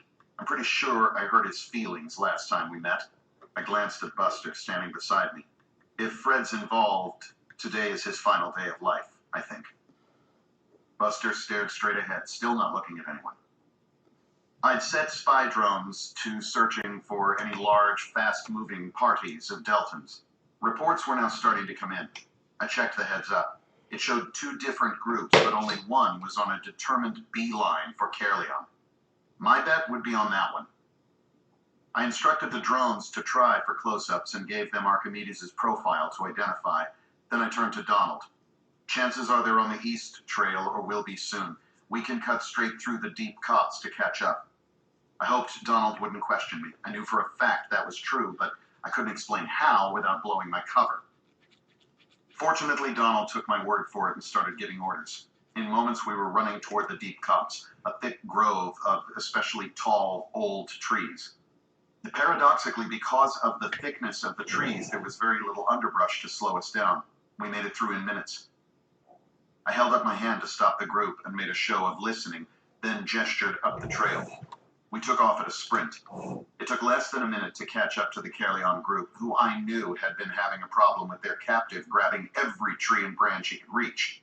From my position, it looked like they'd solved the problem by beating Archimedes unconscious and then carrying him. A low growl escaped my throat, and I hoisted my spear. The Caerleon party, hearing our approach, stopped and formed a defensive semicircle, spears pointing outwards. Fred stepped forward, grinning his usual smug, nasty grin. Hello, Robert. Robert's lackeys. I suggest you accept the inevitable. Your friend is going to be... Fred looked down at the arrow protruding from his chest. With a surprised expression, he fell to his knees, then collapsed sideways to the ground. I turned to look at Buster. Dibs, he said with a shrug. Unfortunately, although I could understand and sympathize with Buster's actions, the Caerleon gang might retaliate by harming Archimedes. I would not allow that, even if it meant revealing that the Bob was still watching. I called up a squad of busters and sent them to the nearby trees, standing by. If at all possible, though, we would take these guys out the old-fashioned way. The Caerleons were still going through surprise at the quick death, but a few heads had started to turn toward their prisoner. With a roar of anger, I charged the spear line. My friends followed, yelling battle cries. I would easily be the first to reach the defenders, but how to handle it? I could, of course, take a couple of spear wounds without slowing my android form, but running around with spears sticking out of me would be hard to explain. On the other hand, I didn't want any of my friends to take a spear. I had less than 10 meters to decide on a plan. Instead of slowing down, I accelerated. As I came almost to the flint tips of their spears, I threw myself down and sideways. Half sliding, half rolling, I passed under the spear points before the Deltans could react. My tumbling body took out 3 of the front defenders and knocked down a couple behind them. With the sudden hole in the defensive line, the Caerleons were unable to hold off the attackers. The defenders tried to swivel to close the gap, but left themselves open to attack from the side. I heard growls and the smack of colliding bodies, as well as the more cringeworthy cries of people being impaled. I couldn't worry about it at the moment, though.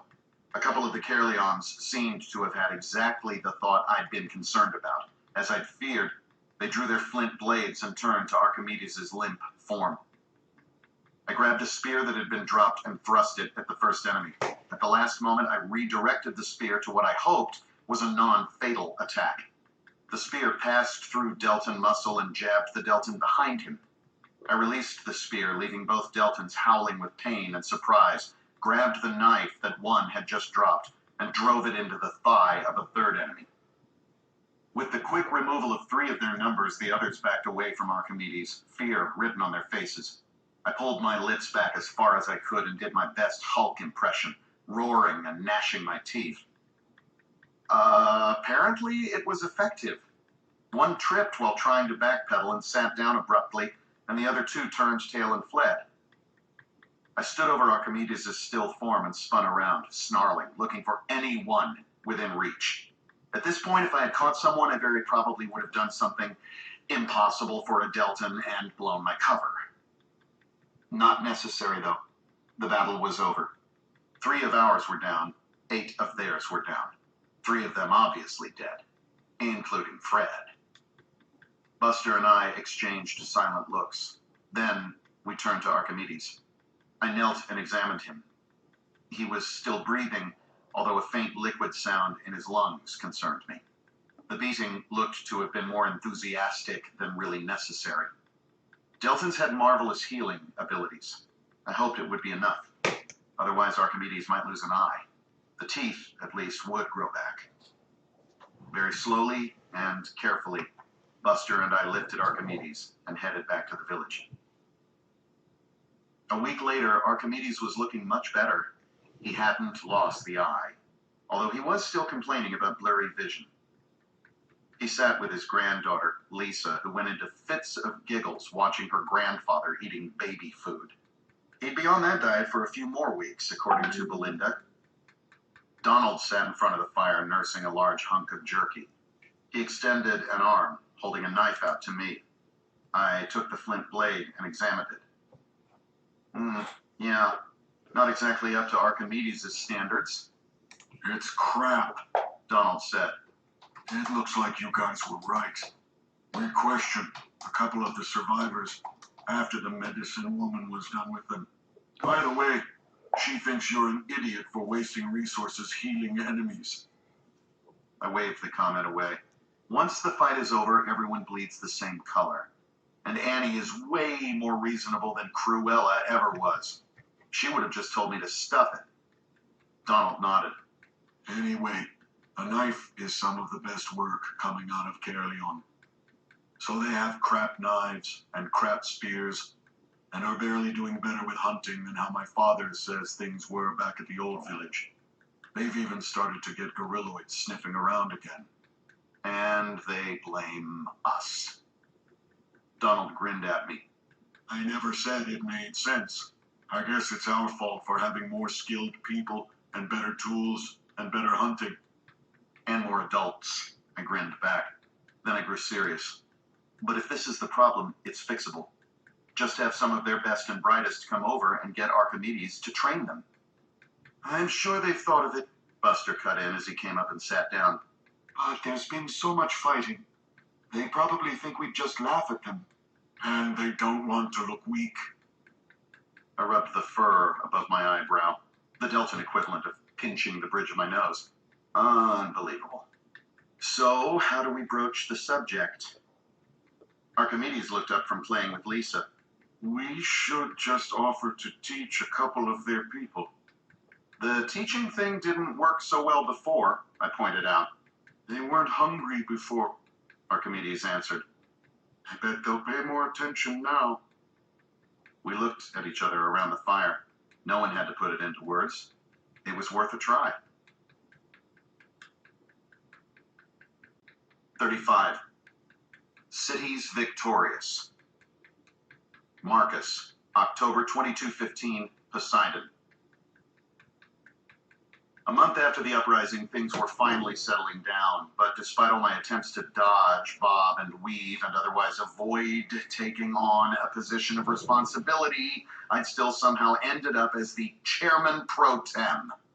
Of course, there was some logic to having the reins held by someone who was available 24/7, never forgot anything, and couldn't be bought or blackmailed. Still, I was going to arrange elections as soon as possible.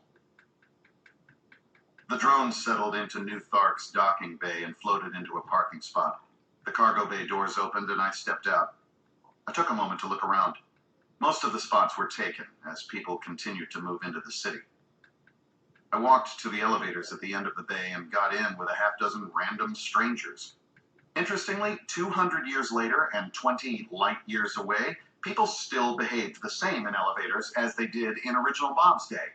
Everyone turned to face the doors and ignored each other. As the elevator rose to ground level, I surreptitiously examined the other passengers. No one paid me any particular attention. I was just another anonymous, random individual. It amazed me how good that felt. I stepped out of the elevator and found myself outdoors, with a transport station to my left and a park to my right. I let the other passengers hurry to grab taxis first, while I took the time to look around. This was my first time in the new version 3 floating city.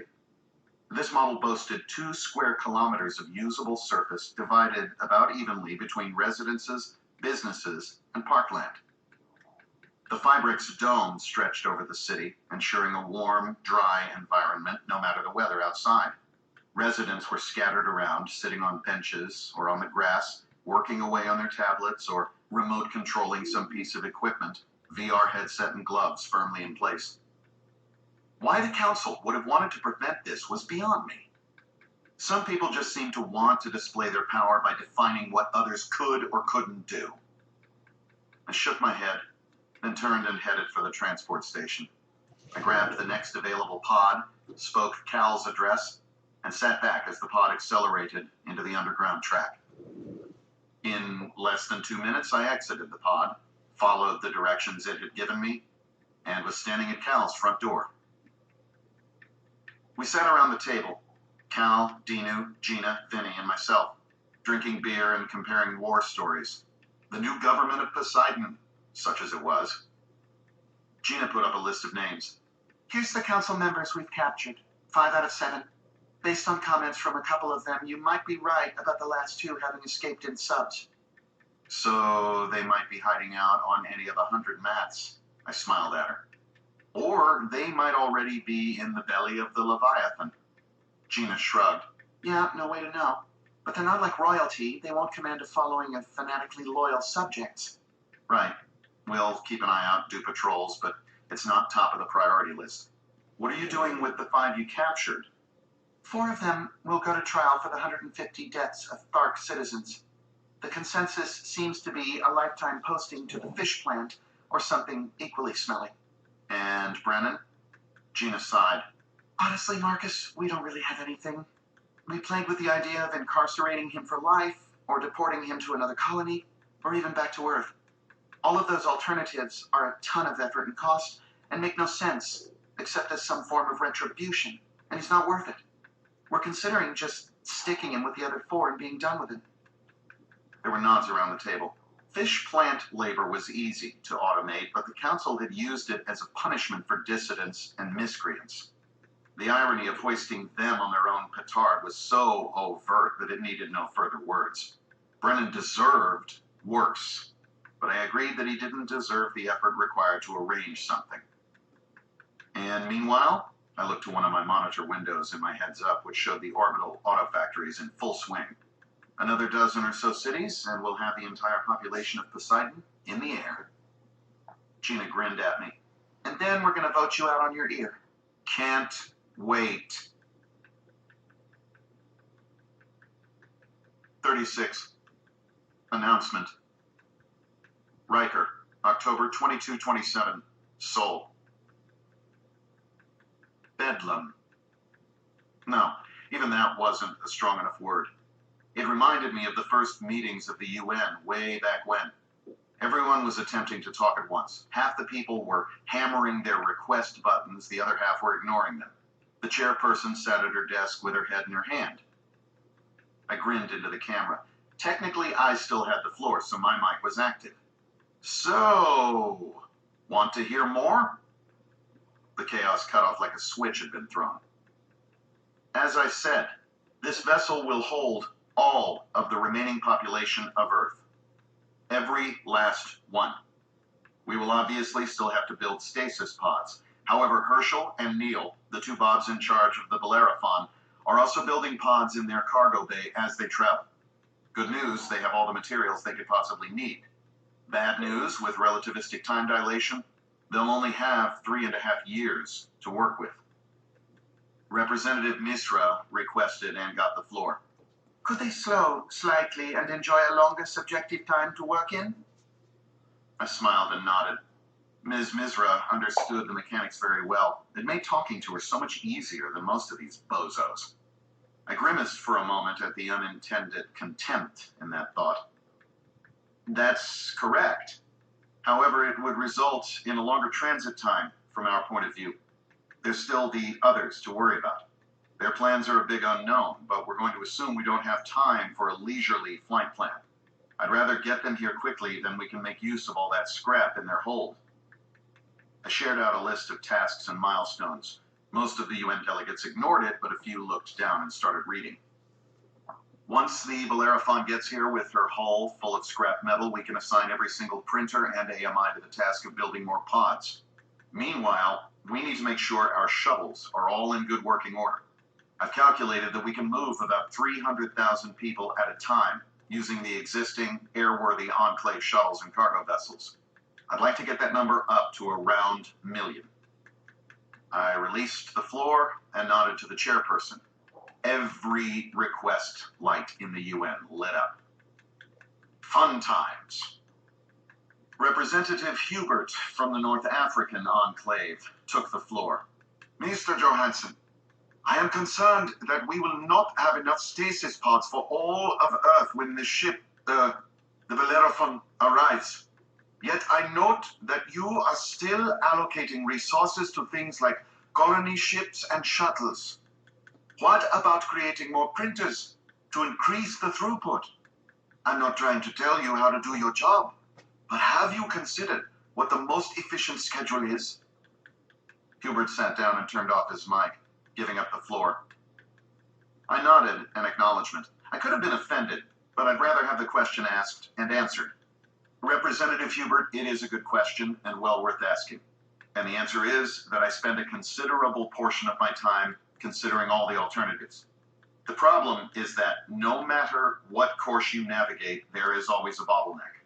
Whether it's lack of printers to build everything, or lack of sufficient material, or lack of drones and rovers to assemble the parts into the end product, it's always something. Shift your schedule and you simply shift the nature of the bottleneck. Printers, for instance, are the most complex thing that a printer can make, except for something biological. They take forever and have a high defect rate because of the precision required. So it's not as simple as just making more printers to enjoy the benefits of exponential growth. You give up considerable manufacturing opportunity while engaged in that particular task. I paused and looked around at the various windows. Concentrate on shuttles and we may not have enough stasis pods come arrival day. Concentrate on stasis pods and we may not have a way to get people up to the carrier quickly enough. I've already decided to stop manufacturing colony ships. We've got enough returning ships now to keep a flow going, and we need the raw materials for shuttles and pods. I paused again, then turned off my mic and sat down. Immediately, a dozen request lights lit up. With a sigh, I realized I would be here for a while. 37. Court Battle.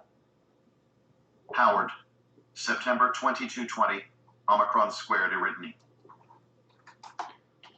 How long do you expect this to last? I whispered to Ms. Benning. I glanced across the courtroom where Bridget's children sat with their lawyer, Gus Kistler. Actually, it'll be over in an hour, Benning replied. In the end, it's a really cut and dry situation.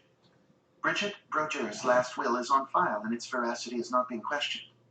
They are trying for an undue influence ruling, but since that's usually about inheritances, it's not likely to fly. Lastly, they're trying for sympathy with the laying our mother to rest gambit. She shuffled some papers. What it's really about is a delaying action. They've been trying to prevent it for long enough that something would happen, or we'd run out of money. I snorted. Fat chance of that. Or get tired of fighting. Or we'd make a mistake. Miss Benning turned to me. They've thrown everything but the kitchen sink at us. It's a good thing Mrs. Broger was wealthy. She sat back and sighed. Anyway, Mr. Johansson, they've used up all their ammunition, and we've used up all of ours. Today the judge will decide. Unless a miracle occurs for them, we will win.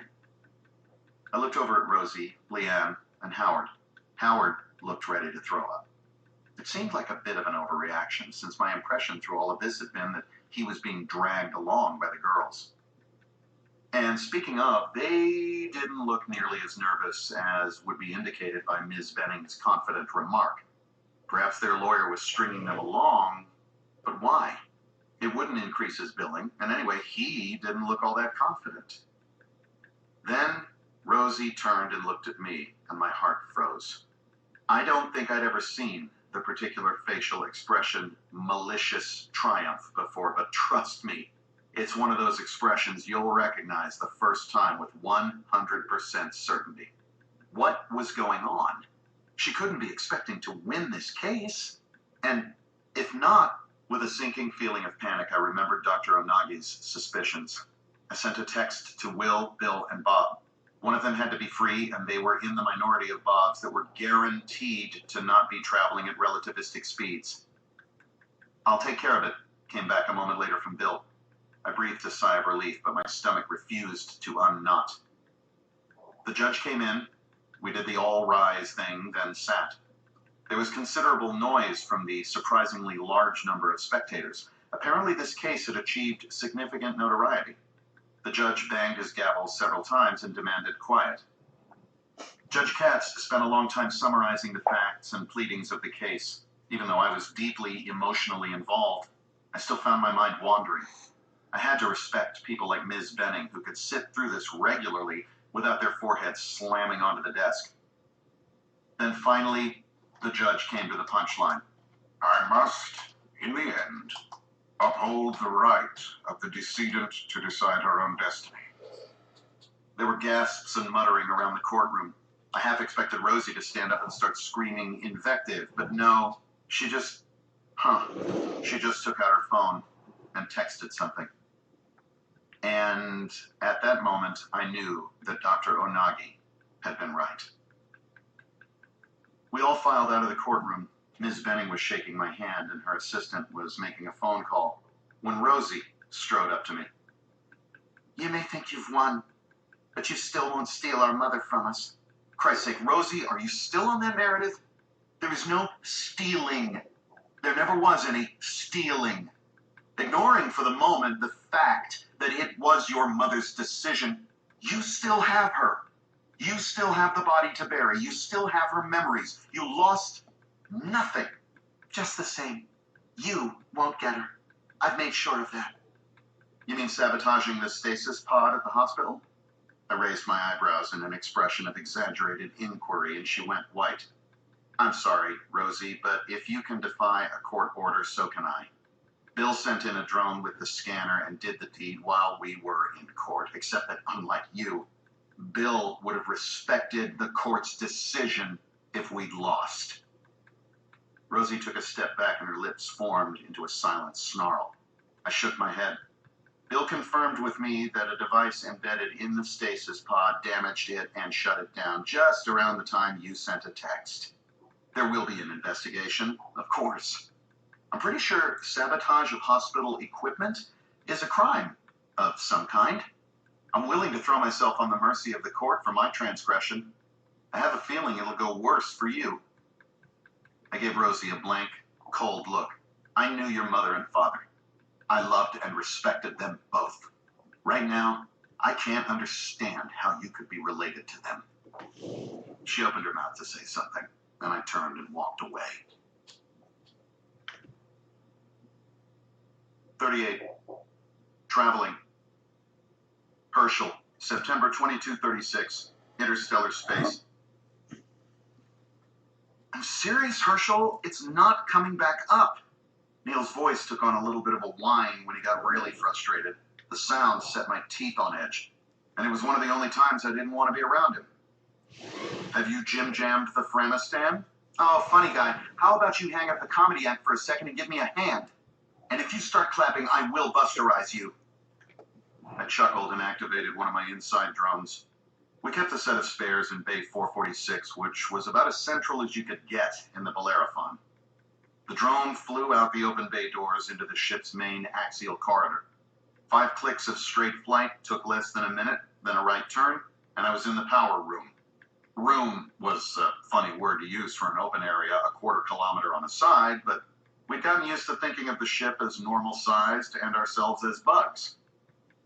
Neil had 3 drones and a dozen roamers swarming the power core's control area. For some reason, when Neil got frustrated, he made the roamers tap their feet.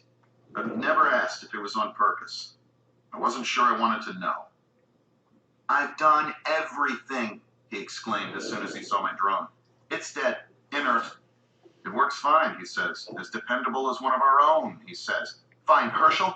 Get it out of your system. Make fun. Then when you're done, maybe we can work on fixing this friggin' thing. I considered milking it for a few more moments, but why get greedy?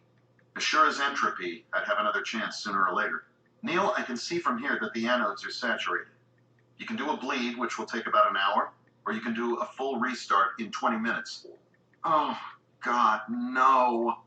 I'll help, okay? We can't afford to be down like this all the time. I called up some more drones and roamers, and we started the long and finicky restart process. A bleed would take longer, but didn't require a lot of effort, so it was Neil's go-to response. Once we had the roamers and drones set up, I turned to Neil. Why don't you have an AMI set up to monitor this stuff? It's a freaking rote task, dude. I know, I keep meaning to. So you're doing things the hard way, because you're too lazy to figure out how to do them the easy way? Neil, you are truly a putz. Neil grinned at me, unoffended. A lazy putz, thank you very much. Okay, Hirsch, point taken. I'll get on it. I smiled, leaned back, and stretched. Just another damned day at the office. The cargo vessels weren't just big empty barns. In some ways, that would have been convenient, but it would have required us to build something to anchor our various projects. I imagined the others went through some vaguely similar logic. The vessels were large cylinders, organized radially. A central corridor 100 meters in diameter stretched from the nose to the tail of the ship. A huge cargo door at either end allowed entry and egress. Storage bays were arranged internally in rings around the central corridor. 8 bays per ring by default, and each bay sported a massive double door. The AI controller and drive system were located in the middle ring, and the power core was at the rear of the craft. Neil and I spent many hours touring the inside of the Bellerophon, trying to figure out the reasoning behind some of the design choices. In particular, Neil didn't see why they needed bays at all. Look, Hirsch, we've got the video from Mario's discovery on Beta Hydrogen. The ingots they were producing weren't that big, like the size of a car. Why not just stack them in a big central area? You just answered your own question, Neil. You really want ingots the size of Chevys banging around inside a spaceship? Christ's sake, dude, they tie them down. To what? Now you need stanchions of some kind, at least. You can't tie it down to one single connection point either, because that's a disaster waiting to happen. Besides, who says metal harvesting is the only thing they use these ships for? Good point. They do have power connections in every bay. That would make sense if they use them for other stuff, like maybe manufacturing areas. Yeah, I hesitated, and Neil looked over at me curious. Well, I have a theory based on this ship. Neil made a rolling motion with his hand for me to continue. Look, Neil, we do our manufacturing out in space because we don't give a crap and it's convenient. But given what we know of the others and the way they huddle in their death asteroids, well, what if they're an underground species? Maybe they're deeply agoraphobic. Maybe they do all their manufacturing inside one of these things because if they had to supervise something outside, it would scare the crap out of them. Neil bobbed his head back and forth. Not unreasonable. Total speculation, of course. Hey, you can always go ask them. He grinned at me. Mover plates are offline. The hell? We both looked up at Guppy. What happened? I asked. Plate AMIs have lost synchronization. Neil looked at me. 3rd time this month. About ready to concede yet? Crud. I rubbed the bridge of my nose. Okay, I give. Guppy, take them through restart. Let me know when the drive is up again. And we're going to make 8 more plates and try to even out the field. The problem wasn't really too few plates. Bill's calculations had been right. 24 plates would fly the Bellerophon, all things being equal. But all things were not equal. We had a couple of bobs, us, constantly flying around in the ship under our own surge fields, moving and shifting mass around in the ship, and restarting the power core a couple of times a month. We were our own worst enemy. We needed some wiggle room, in the form of a little extra field strength to absorb the glitches. I watched Neil do the I told you so dance for a few moments. When you're done being an ass, let's see where we can set this up. Maybe a free bay toward the front. Neil grunted. You know, there was a time when we were pond scum, and we just flew around a lot and minded our own business. Ah, the good old days, I replied. When things were simpler, kids were more respectful, and we had to walk to school through 6 feet of snow. Barefoot, uphill. Both ways. 39. Retirement. Marcus, February 2218. Poseidon. I sat in a lawn chair, soaking in the warm afternoon sun. I hardly ever thought about the fact that I was inhabiting an android anymore. Howard and Bob kept improving the model, and Bill seemed happy with the delegation of responsibility. Couldn't really blame him, I suppose. He had other things on his mind. Around me, children played, couples walked hand in hand, and people did their jobs either through tablets or telepresence. If this wasn't utopia, I'd be damned if I could figure out what was missing. Especially for me. Rather than take back control of the auto factories after the revolution, I'd aggressively created the means for the population of Poseidon to take over the responsibility. Now, 3 years later, I had absolutely no duties in this system. As promised, Gina had voted me out of my ear. To her chagrin, she found herself voted in as chairperson. The new council was still arguing about what to put in as a permanent government, but that was certainly nothing new. I got up and walked along the path toward the nearest food kiosk. That particular lawn chair might or might not be occupied if I returned, but there'd be another. Or I could just park my butt on the grass. The problem I had run into was perhaps not totally unexpected. Bob had always been a driven, workaholic personality. Great for when you're defending the galaxy from the rampaging hordes. Maybe not so good when you just made redundant. Poseidon's society had been fundamentally changed, and the change looked to be permanent. Fewer and fewer people were living on the mats, or even working on them for longer than necessary. The floating cities, the aquatic ones that is, were being converted entirely to industrial use. Humans were now an aerial species on this world.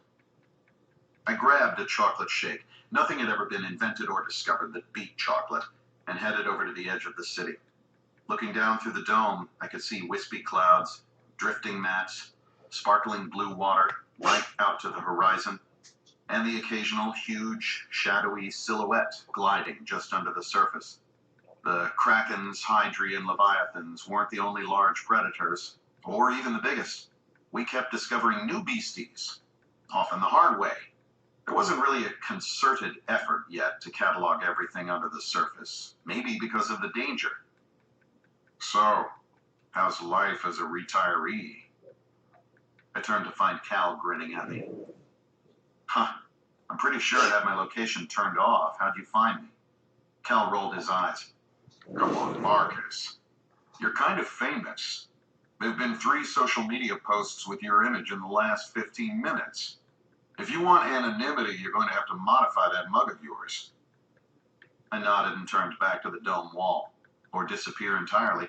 What's going on, Marcus? Cal stepped closer, frowning. Oh, hey, that came out more dramatic than intended. I gave Cal an apologetic smile and waved at the view. I'm just thinking about a new career. Oceanography. Cal raised an eyebrow. I think there's an opportunity here. You've seen videos of Garfield's pterosaur-like android. Bob 1 has definitely gone non-human. Why even stick to bipedal? Cal looked out at the ocean below. You mean, I wonder how an android dolphin would fare on this world. 40. Recovery. Bob, January 2225, Delta Eridani. I paused to stretch, then pulled a tent flap aside and peeked outside. Wow, good day to stay indoors. The rain, in drops almost as big as marbles in this heavy atmosphere, came in more horizontally than otherwise. These tropical storms were surprisingly rare in this part of Eden, fortunately. I wondered how the Deltons would have handled them before my introduction of tents, probably huddled under blankets made from skins. I remembered that storm they'd endured during the exodus from the old village. That hadn't been as bad as this, but it had still put me onto the tent idea. I glanced around the village. No one was in sight, not surprisingly. Behind me, I heard stirring. Are you going to keep that thing open forever? You're letting the cold in. I grunted and released the flap. Belinda wasn't big on cold. I returned to my spot, lay down, and put my hands behind my head. Archimedes was awake, turning at pieces in his hands. I could see that it was the spearhead from Fred's spear. Archimedes looked in my direction. I've got an idea for getting the flint teaching thing going. He waved the spearhead like a wand. It's worth it if it ends the fighting. Sure, Archimedes. I've got your back. Whatever you want to do. Good. I'll have to make a half dozen or so spearheads and knife blades first. Belinda won't let me work inside. So I hope this storm ends soon. My bones tell me it'll clear up around noon. I twisted my ears in amusement, and Archimedes returned the expression. I had earned a reputation as an accurate forecaster of weather, crediting aches in my bones for being able to feel the change.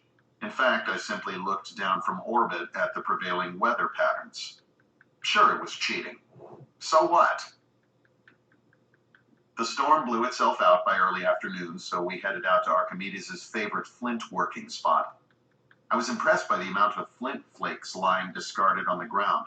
Someone pushed them into a pile occasionally when they started to become an irritant, so there was an even larger heap of flakes a few feet away. Children would often pick through the pile looking for flakes that could be made into arrowheads. Archimedes didn't mind. He made more than enough product to trade for everything he and his family could want. Archimedes endured a coughing fit as he sat down. He still hadn't completely recovered from the kidnapping. I waited, ready to go back for water if he needed it. Over the course of the afternoon, Archimedes roughed out a dozen blanks. I took the opportunity to go on a quick hunting trip, during which I checked surveillance for any carry-on activity. I found nothing, which led me to hope that the incident fueled any desire by the other village to take us on again. I dropped off a turkey equivalent with Belinda, received a smile in return, and returned to Archimedes' work area. I'll be a few days getting these ready, Robert, he said to me as I sat down. Then we have to figure out how to offer them without getting killed. The sooner the better, buddy. I'll talk to Donald. Archimedes resumed his work, and I settled back to enjoy the sunshine. 41. Resurrection. Howard, October 2220, HIP 14101. I reached out for the umpteenth time to flip the switch and pulled my hand back, yet again. Oh, my freaking God, what was wrong with me? I had Bridget's scan, finally, after months of court battles. I had a matrix and a ship built for her. Her VR was set up. Her firewall was set up. I had accounts set up for her on Bobnet. What the hell? In desperation, I sent a text off to Bill. Am I doing the right thing? The answer came back almost immediately. Oh, hell no. Well, nothing like a little bit of support from your friends. Chuckling, I flipped the switch. Bridget appeared in the middle of my VR. 28 years old, thick red hair, dimples, lab coat, just like the first day I'd met her. I stared, slack-jawed. I couldn't help it. I was completely, utterly frozen. Bridget turned a full circle, then smiled uncertainly at me. Howard? I wordlessly got up, rushed to her, and wrapped her in my arms. She hugged me, put her head on my shoulder, and we simply existed for what could have been forever. Finally, she stepped back and looked at me searchingly. I guess this means I'm dead. Original Bridget is dead. You are very much alive. Okay, Howard, I'll toe the official line. I know you've always been sensitive about the difference.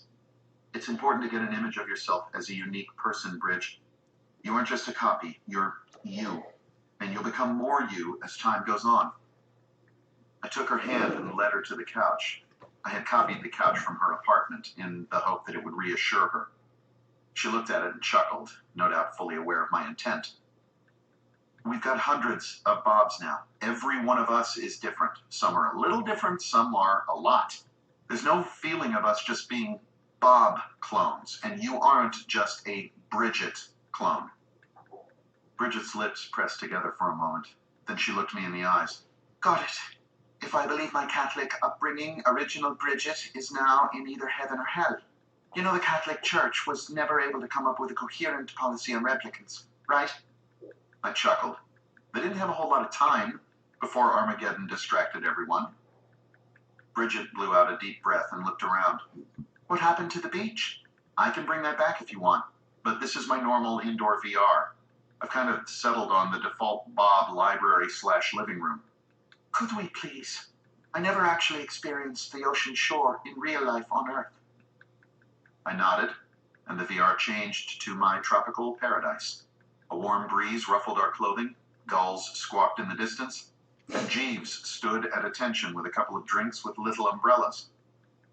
Bridget giggled. She looked around, sighed, then patted the couch. This could probably go. Your wish is my command.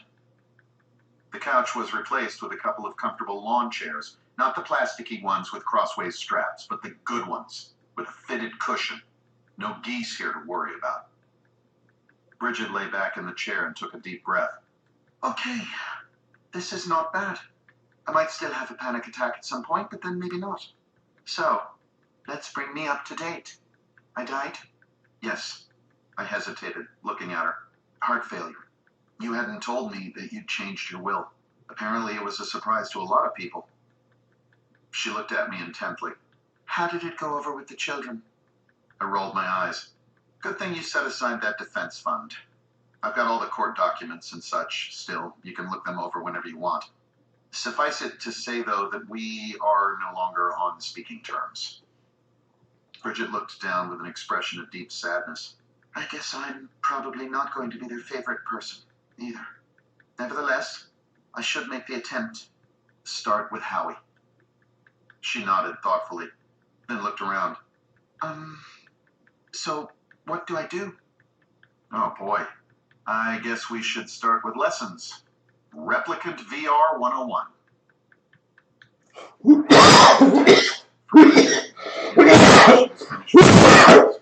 I popped into her VR right away to find her sitting on her couch and quietly crying. I sat down beside her and, without saying a word, took her hand. She took a few more milliseconds, then smiled at me through the tears. I have to admit, I love that you didn't include running noses in the VR world. Look, there's a limit to even our obsessive realism. I grinned at her. We also don't have mosquitoes. That by itself is worth the price of admission. I lost the grin and looked into her eyes. So, want to talk about it? Bridget sighed and sat back into the couch. I noted in passing that it was the same couch as she'd had in her real apartment, the one I'd used when I brought her back. The VR was, in fact, a mostly faithful copy of her former home, except for the addition of a bigger sitting room area and a bay window with a sun-filled view of the Vulcan landscape. I talked to Howie, she said. Her lip quivered for a moment. He was distant, but seemed embarrassed about it. I think he's caught between a rock and a hard place, wanting to accept me, but knowing that Rosie would never forgive him. I said. I figured that would be safe. Bridget smiled sadly. Rosie was always difficult. She knows what she wants, and isn't interested in differing opinions, or concerned about damage from trying to get her way. Be patient, Bridge. Howie will come around. Out of curiosity, if nothing else. I can put him onto my relatives as well. Give him a more positive viewpoint on replicants as family. Bridget nodded and wiped her eyes. Then she looked at her hands with a quizzical expression. I suppose I could really just alter the VR to clean myself up, couldn't I? Yes, but don't. If you start getting in the habit of shortcutting things, you end up just floating around the room like Dracula. The VR helps us remain grounded. I stopped and thought for a second. Although now, with the androids and all, it might not be as important. Bridget stood up. She wandered slowly around her VR, occasionally picking up objects and examining them. She ended up at the bay window, looking out at the Vulcan forest in the distance. The sun was setting, and long shadows stretched across the foreground. She gazed out at the landscape for a few moments, then raised a hand and made a small gesture. The Vulcan landscape changed into an aerial view of the Odin cloudscape. Blimps floated in the distance, moving in small groups. "That's from the videos I took," I said, pleased. I walked over to stand beside her. Bridget turned to me and returned my smile. "Please don't be insulted, Howard. But it was the chance to study the Odin life forms that turned me around on the replication question." "Ha ha," I replied. "My evil plan is working like a chow." "Just remember, you can still feel my wrath, wise guy." She grinned as I rubbed my shoulder. "Now, can we see about a field trip?" "Yes, precious. Just don't hurt us again." "Oh, Howard." Well, I wanted a family. 42. Results negative.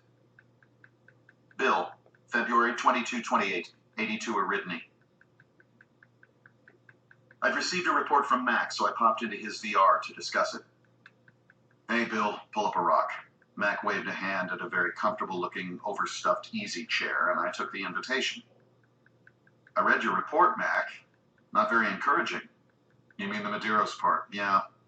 We've scanned this entire system right out to the Oort. Nada. In fact, I did a second scan, staggered in relation to the first one, in case something was hiding in a weak scan zone or something.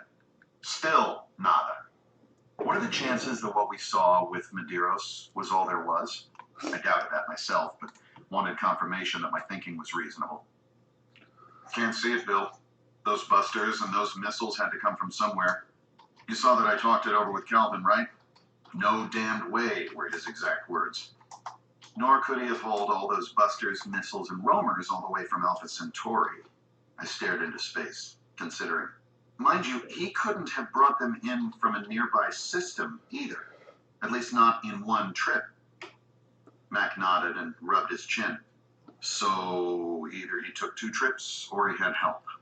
Or he's building them locally. Maybe you need to go out farther on the scan. Or, Bill, something I've been thinking about. We use the cloaking for busters and bombs, and that's basically what Medeiros has been using it for. But what if he got the bright idea of cloaking an entire auto factory?" I could feel my eyebrows going up. Oh, that would be bad. Then he could be in this system, and we'd have to hit him with a focused pulse to even have a hope of detecting him. Max sighed and sat back in his chair. He looked up at the ceiling, not speaking, for almost a half second. "On the other hand, I could be invoking imaginary dangers here. We are completely in the dark on this one. You're up to strength now, right?" "More or less." Mac waved a hand dismissively. "We've got printers, we've got resources, I'm building a new cohort, I have busters to spare, but it looks like I'm going to have to mobilize a system-wide defense. There's a lot of that going around these days, Mac. Look, once you have your cohort up and running, start on more surveillance drones. Give them both long-range and focused scanning capability. I know the chance of hitting something at random with a focused scan is low, but it's not zero." Mac nodded. I stood, gave him a wave, and popped out. Between the others and Medeiros, life was just way too interesting. 43. Course correction. Icarus, March 2240, interstellar space. I am coming up on Epsilon Indy Day. From here, it's a quarter circle. How's your flight path? Daedalus' response came immediately. "Checking." I waited for what seemed forever, but was probably a few milliseconds. This was the critical point in our approach. From this point on, we'd each describe a nice, smooth arc terminating at GL 877. But timing became increasingly critical now. "I'm right on the money, buddy." Tau